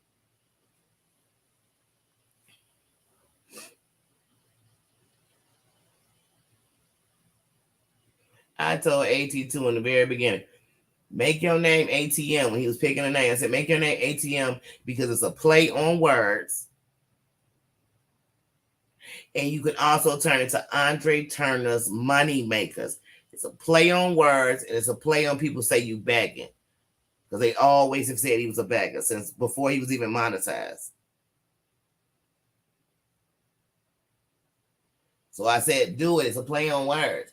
Next thing I know, when everybody's slamming him and stuff, he became ATM. And that's what, and Perry then called him that, and they locked it in. And there'd be people in other places that be like, oh, you talking about to do the ATM? Is that the one who, because like I said, when you be everywhere, you'll hear stuff. Because sometimes these people going to come up because something will come up. Or it might be one of the people they like and they think, so they, Danny Robinson, she's known in other places. They might be speaking on her in a good way. But then they might speak on somebody over here in a bad way. Mm-hmm.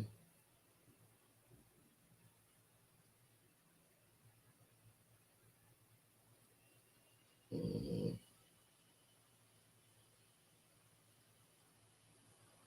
Yeah. Yeah. Mm-hmm. Well, I knew I was upset, and the only thing I ever had a flaw and a problem with AT2 was one, he stopped liking me when I never did nothing to him, but I just let that slide because it is what it is. I just keep moving. But then when a few months ago he wanted me to come up on this panel, and the whole time he wanted me to come up on this panel because he wanted to bring on black people who let white people control. I don't let nobody control my life. AT2 had a whole black segment that he canceled off of his show that was actually going to be something good. And he took that off of his show so that he could chase around one of the most racist Caucasian and make a name of him because he made a name bigger for himself with the John Yates stuff. So much that when he fell out with John Yates, it would make Sherelle come mess with him like that just because she hated John Yates. And everybody saw that. And then even when he got into it with Geo said you was on the Sherelle plan just like I was. He said it. He said, I know what she did with your numbers. But even if he didn't do that, but like I said, we know where you made noise with your channel. Getting into it, bringing with that Katie Joy stuff when you and Real went on Katie Joy's. But I'm like, but how you gonna listen? I don't use nobody name for shit. If I talk about John Yates, I just talk about him. I don't need his name nowhere in my shit. I've dropped black jewels and had real discussions on here with blacks and whites. I don't need to have room just of blacks to talk about black. We could have a discussion with everybody. I say I'm very proud and strong in who I am. But like I said, does he really want to call me on here? Because you'll really get called out. Because everything you'll be trying to say I did, you did it. I've never done it. Anybody on here, if we cool with each other and you're Caucasian, I'm not cool with you because you're a Caucasian. I'm cool with you because you're a real mofo. You really wearing your crown. You're showing respect. Respect gets respect. I don't like nobody just because of the color of their skin. Because if there's a race that I ever think that I need to sit down with and work with first, it's going to be my own. So that's why I'm going to hold the most critical things too with them on each other.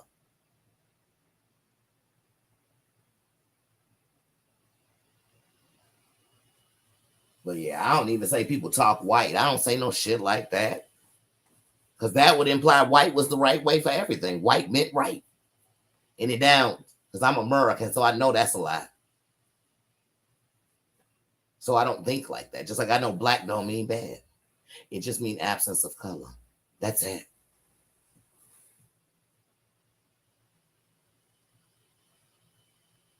Yeah, but like, so those are things, that's the only reason I have a problem. And it's not even a problem because I still watch things I want to watch of his or whatever. And if I was a time I want to make a comment, it wouldn't be negative. I put a comment in there. When it was his birthday, I said, happy trip around the sun. I don't have nothing against none of these people except for the ones I said I got something against. You disrespect my grandma, sweaty, fuck you.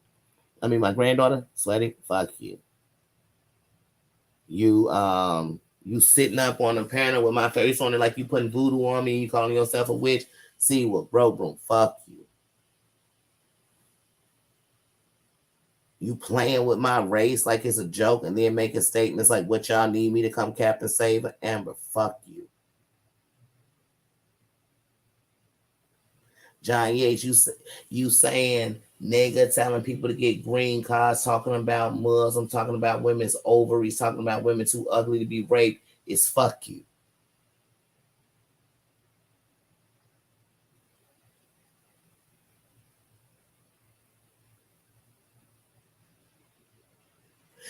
Muz, if it's woman to woman and you tell me to be anything, it's fuck you. Especially when it's out to be black.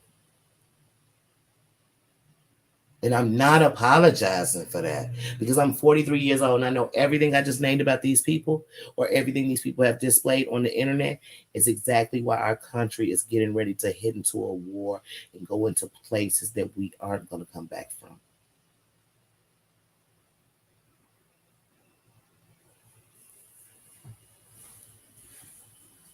These people like this. And as I'm sorry, y'all. Y'all think I sit in the room with the Unabomber? Y'all think I sit in the room with the Grand Wizard? Y'all think I'm a sitting around? I wouldn't, because if I did, y'all see, I'm still gonna fight. So no, I'm not.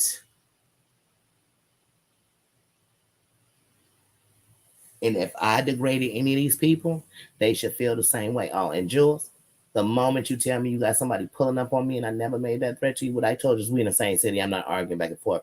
I told people I wasn't arguing back and forth if we ain't in the same city. So I damn sure we in the same city. But when you tell me you got people pulling up on me, it's on for life. On my mama. That's not nothing I take lightly. That's nothing I take lightly. That's called a threat. I'm 43 years old. You threaten me. You think we friends? Then we'll be cool. We gonna talk and cuddle and smoke together. Hell no, we not.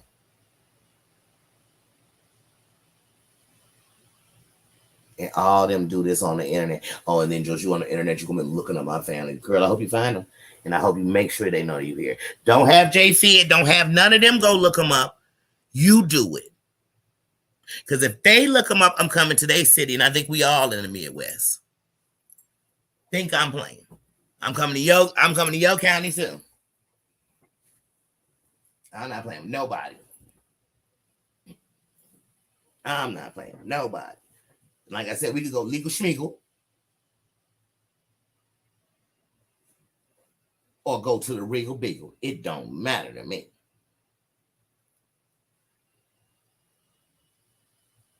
But yeah, like I said, these people on here, I can't. I can't. I was so glad to hear about 148. And I just hope that YouTube is paying attention to the people that she was going on their panels doing the same thing with. I hope they pay attention that the person that they just took off is the same person who has been a moderator for the same person that's been being reported for 3 years.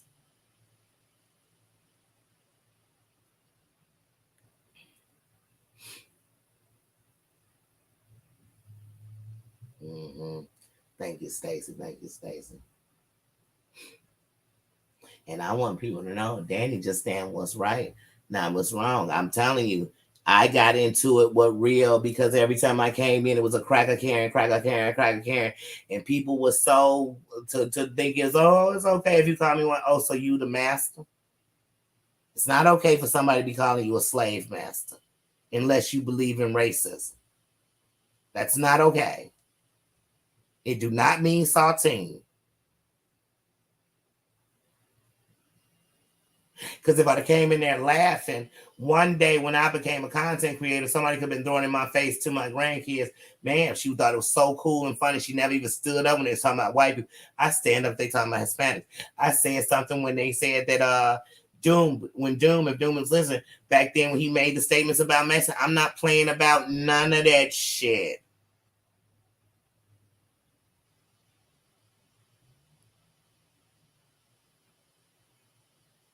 Like, I'm not playing about none of that shit. I didn't say just that's like people who think racism is just black and white. That's some bold dumb shit. Like I don't play none of that shit. I don't think it's okay.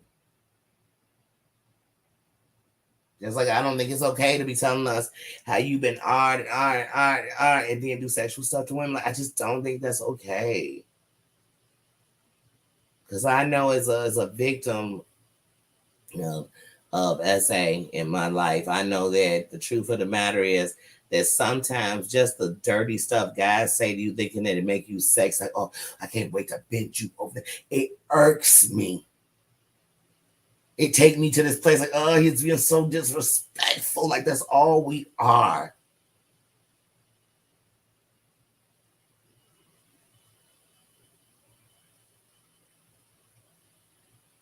I haven't had sex in 4 years, going on 5, and one of my main reasons is because I think people just use sex loosely. It's the reason that disease is up. It's the reason that we have these children that aren't going to have a family because there was never any connection in the first place. It is the reason why young ladies think it's going to bring them love. It is the reason why young men think it brings them clout and respect, but nobody realizes it's just the way that all of us got here. There's a power in it. There's a connection to it, and we have and some of us are having sex and ain't even having orgasms. Like, I mean, like this shit is just it's unbelievable to me. It's unbelievable. We live in such a loose world. That's why in America,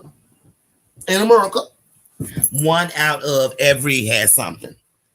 You name the thing, and they got something. Too much. Too much.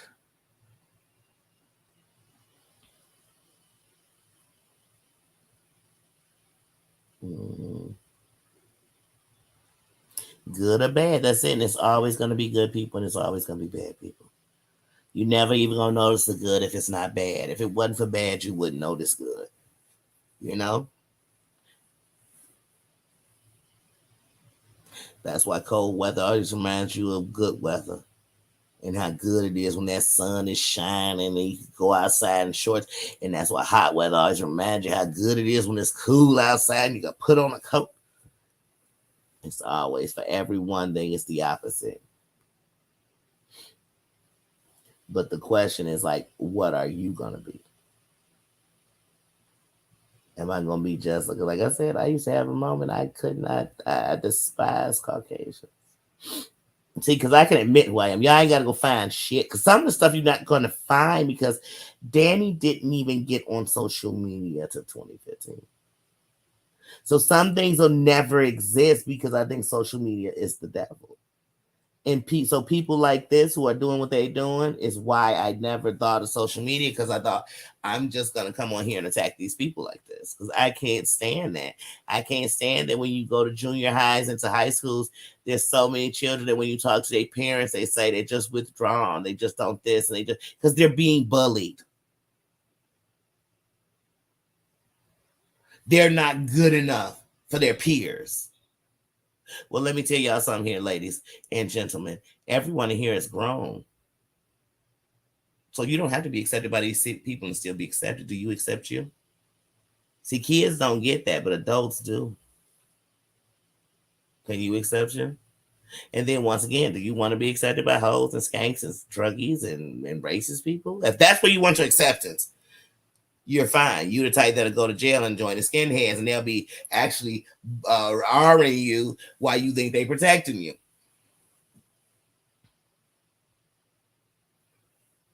Mm-hmm.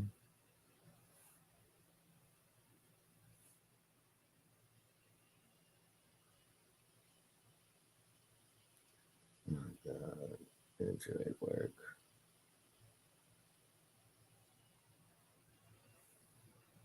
I tell you, it's so hard when you don't have the same number for years.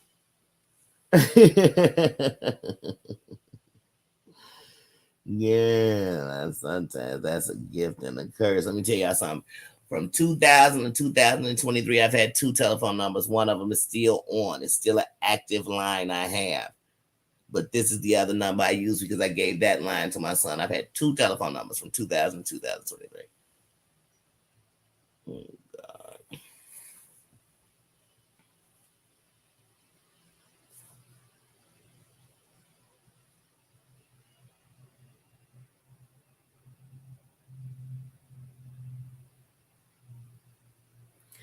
Anyway.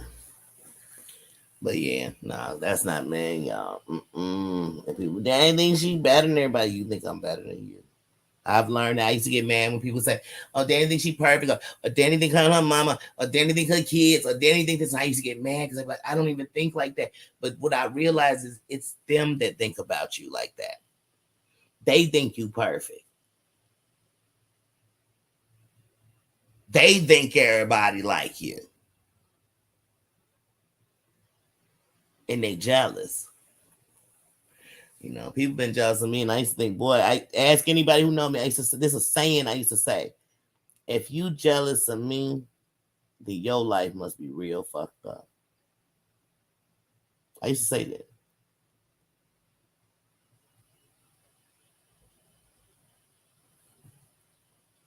Mm-hmm. Yeah, but like I said, oh y'all, I tell you. I tell you, hold on. What? Wait, what button did I just push on this phone? Hold on, y'all. I be doing too much.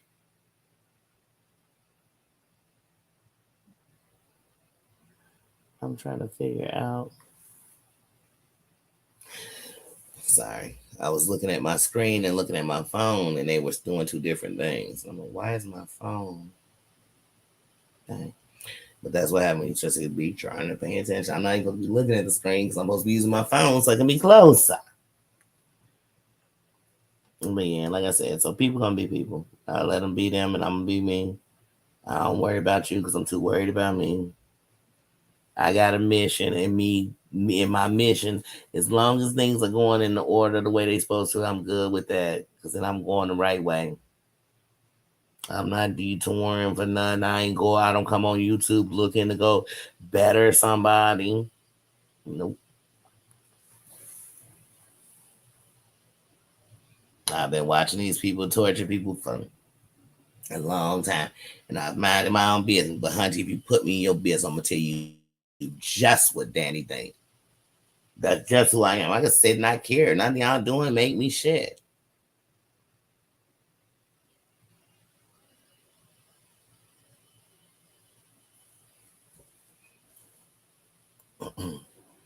And one of the things, and I'm just gonna say this, is the last thing I'm gonna say about Lombard.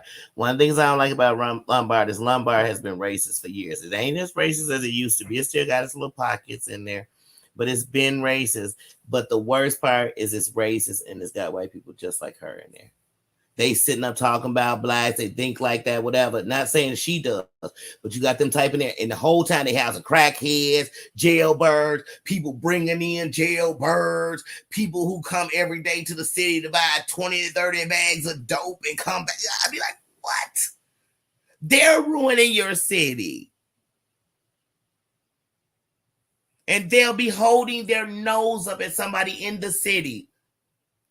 That irks me so bad. That is like that is so freaking the dumb parts of America to me that think like that. Like you'll literally be sitting at home and your kids is free basing, tooting below, all this time. Oh, I'm gonna keep them away from the city because the city's so bad. Well, let me guess. I guess because you in a nicer school district and stuff, it deserved that drugs are flooded through your whole community.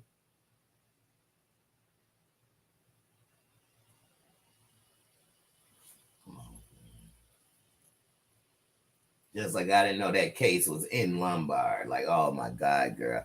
I swear, I think the only reason I ain't went to the police station on you is because I know what it'll do. And I actually feel sorry for you because you know too. Mm-hmm.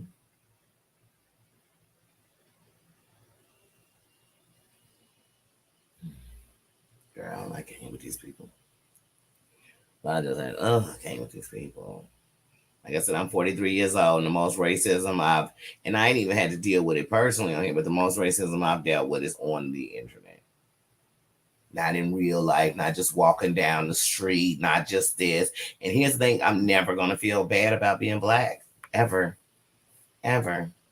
And usually I know that the white people that's going to try to dog being black are the white people that white people don't even accept. So, I mean, they ain't hurting me. that don't hurt me. Like, that don't bother me, girl. Mm-mm. I do not want to sit in this house all day though. But I want my eye not to be annoyed. So what I'm gonna try to do is I'm about to walk down to the store. I'm not even gonna walk to the store. I'm just gonna walk outside. I'm not even gonna walk to the store. I'm gonna walk outside in the back, and I'm gonna see if I could go out with my sunglasses on. That's what I'm really about to see. I'm about to see if I can go out with my sunglasses on because I honestly today, I don't know. Mm, I don't know. I know I want to do something. I might just. I was thinking about earlier. I was gonna go out south to my mom's after I went to the thing, but it's just too much. Like I said, my eye literally, and usually I'd have been turned to because I'm just laying here in my bed. I got clothes on. I got a cover on. I had clothes on. I'm laying here, but the thing is, one of my eyes are closed. I just don't like y'all. Anybody who's been watching me know. One of the things I hate is two things. One, when one of my eyes is lower than the other. I don't like that. I feel kind of quasi-modish. And I don't like when one of my eyes is closed. I just don't. It bothers me. And it bothers me worse when I go back and watch it. And then, like, my family members that love me so much, any social media I'm on, when they can see my eye looks bad, it makes them very sad. So I try my best not to come on and look like my eye is bothering me. So since I've had my eye closed, like 60% of this time I've been talking to y'all. That's the only reason I'm not on camera. Is because of that. But I'm gonna go ahead and get out of here because, like I said, I literally came live to keep myself from just going somewhere negative. But just wanted to run my mouth. And when I say negative, it's just I feel like the negativity I go into about my eye, not about myself. Because in this fear. Because I always think like, man, this eye go out, you know what I mean? You mess this eye up completely. And I don't want to have 3 transplants in 1 year. I really don't. One, that's a lot of anesthesia I don't want in my body. Um,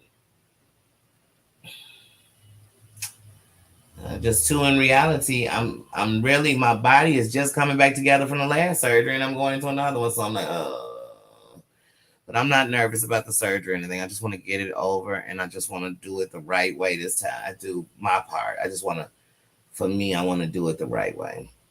That's all. That is it, and that is all. But yeah, so like I said, I'm gonna go and go outside because I need to take Nino back out.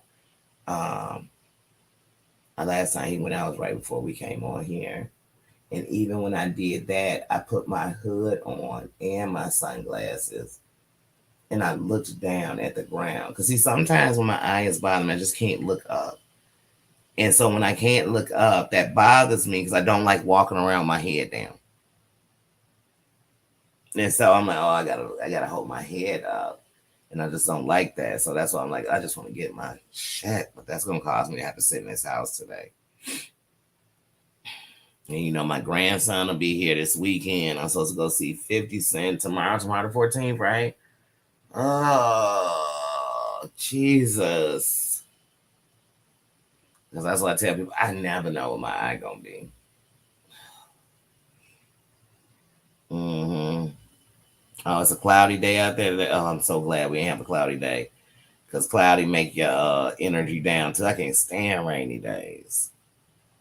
Thank you, Pat. Thank you, Jessica. Do the rain dance. Well, my granddaughter would be excited if it was raining because she's down to go outside in her rain boots and her raincoat. Well, I don't think she's excited about the raincoat, even though it's a whole duck raincoat, so cute with the duck hood. She only cares about the boots. Thank you, Pat. Thank you. hmm So yeah, so I was thinking about I don't know.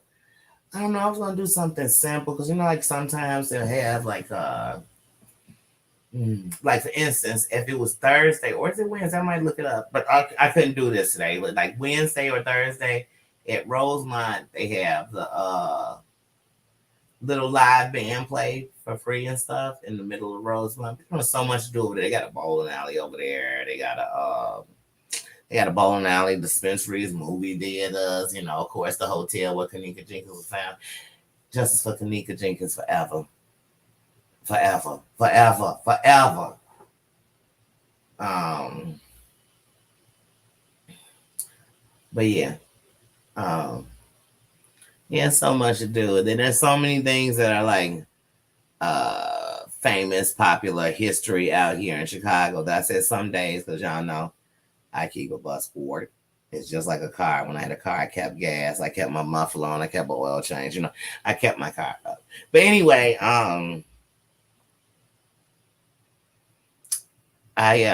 it's so much history that I said sometimes I'm just gonna get on the bus, make a video, and take you all to somewhere either historical, somewhere famous, somewhere of one of the stories you've heard of, maybe, and give you its truth, its history.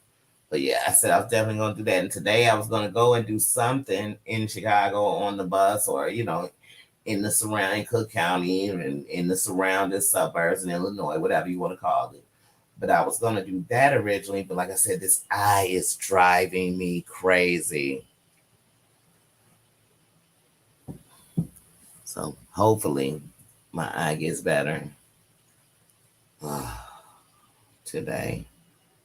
And because my cornea has already been rejected, my doctor does not want me wasting steroids. So he doesn't want me doing more than 2 drops on the eye because the cornea is bad. So I'm just really wasting steroids on it.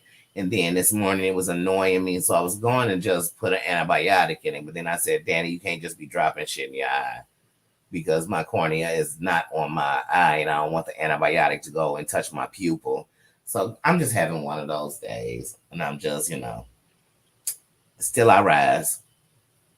And still I rise. But yeah, still I rise. That's all I can say. Still I rise. So yeah, so thank you, Dana, for stopping in. Tina, I know you're listening but couldn't type. Tina says hello to everybody, love to everybody. She misses everybody. I'm sure she had 1,000 comments and everything we said. Thank you, Susan, for being here. Thank you, Dana, for popping in. Mama Ann, we still praying for you. We love you. And so if you're up listening, we love you. Thank you for listening. We still sending healing prayers to you and love to you till you feel it. To my Just John, he probably knocked out, probably was up late, and he like me. Some days my days are backwards. That's okay.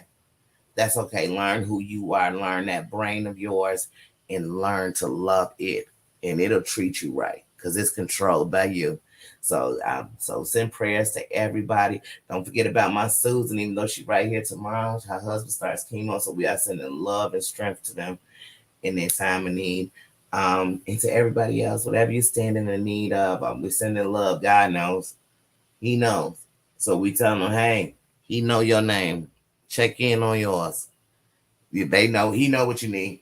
So he know what I need. So that's what I'm going to trust, and that's what I'm gonna be a part of. I plan to put up an upload. I dropped a short from the dinner I had last night.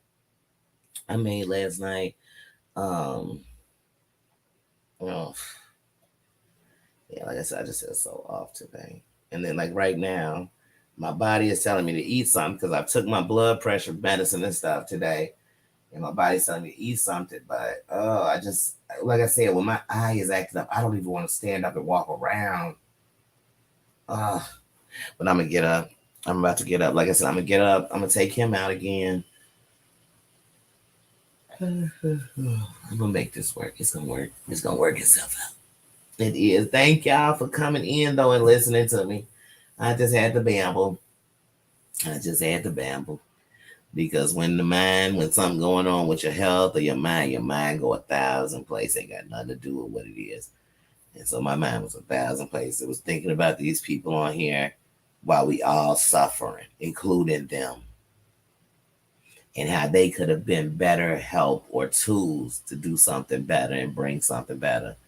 But they chose to bring the same thing that destroyed their life. And that's how I know these people are going to die miserable. And I hate to say that. Because they dig in holes that's going to keep them mentally in those holes. Because that's how the shit works. Just like with addicts. When somebody's on a drug, what beat them up every day is what they did before. And every time it adds, it's just another reason to do it. It's another reason to cope. It's what somebody, and that's what they're doing to themselves. They're not going to come out because they don't want to come out. But I'm not their therapist. I got to worry about myself. I'm the person you're going to answer for and deal with and go to bed late at night and think about is you. So that's what we got to take care of. So I love y'all, and I will talk to you later. I'll either see you in the chat, and I will be live later in the evening because that's my actual live. This is just one of the reasons I have the kingdom. It was a place to come real because you never know who needed to hear it and you needed to get it out. And sometimes I need to come back and hear it myself again. And that is one of the things because when I started my kingdom, my mental was in a very bad place. One of its worst places has been in my lifetime. So I know that this thing here is real. So I use the kingdom to come to a safe place, a positive place where no matter if nobody says nothing, it's the energies that come through here. And the good ones outweigh the bad. So I tell you all the time, if you think that I mean so much to the kingdom, you have no idea what the kingdom means to me. You have no idea what the kingdom means to me. And how the kingdom's love has shown me I was going the right way. And I'm grateful for that. And I'm grateful that I could come into here, and though it's the internet, the World Wide Web, and I can be transparent, and I can be honest, and I can be true. And I always feel better than I felt when I came in, even when I feel good. So I thank you all for that. I love you. Don't forget to smash that like button. Don't forget to send love to each other. And don't forget, no matter what nobody says, you represent you. Be a free thinker. Be a free person. And live in love from the real spaces in your heart. And that's what I do. So I will see you all later. Yes, I hope everyone has a good day too. And see you later. Love you. Bye. And Nino says bye too. Even though he sleep right behind me. It's done nothing but sleep.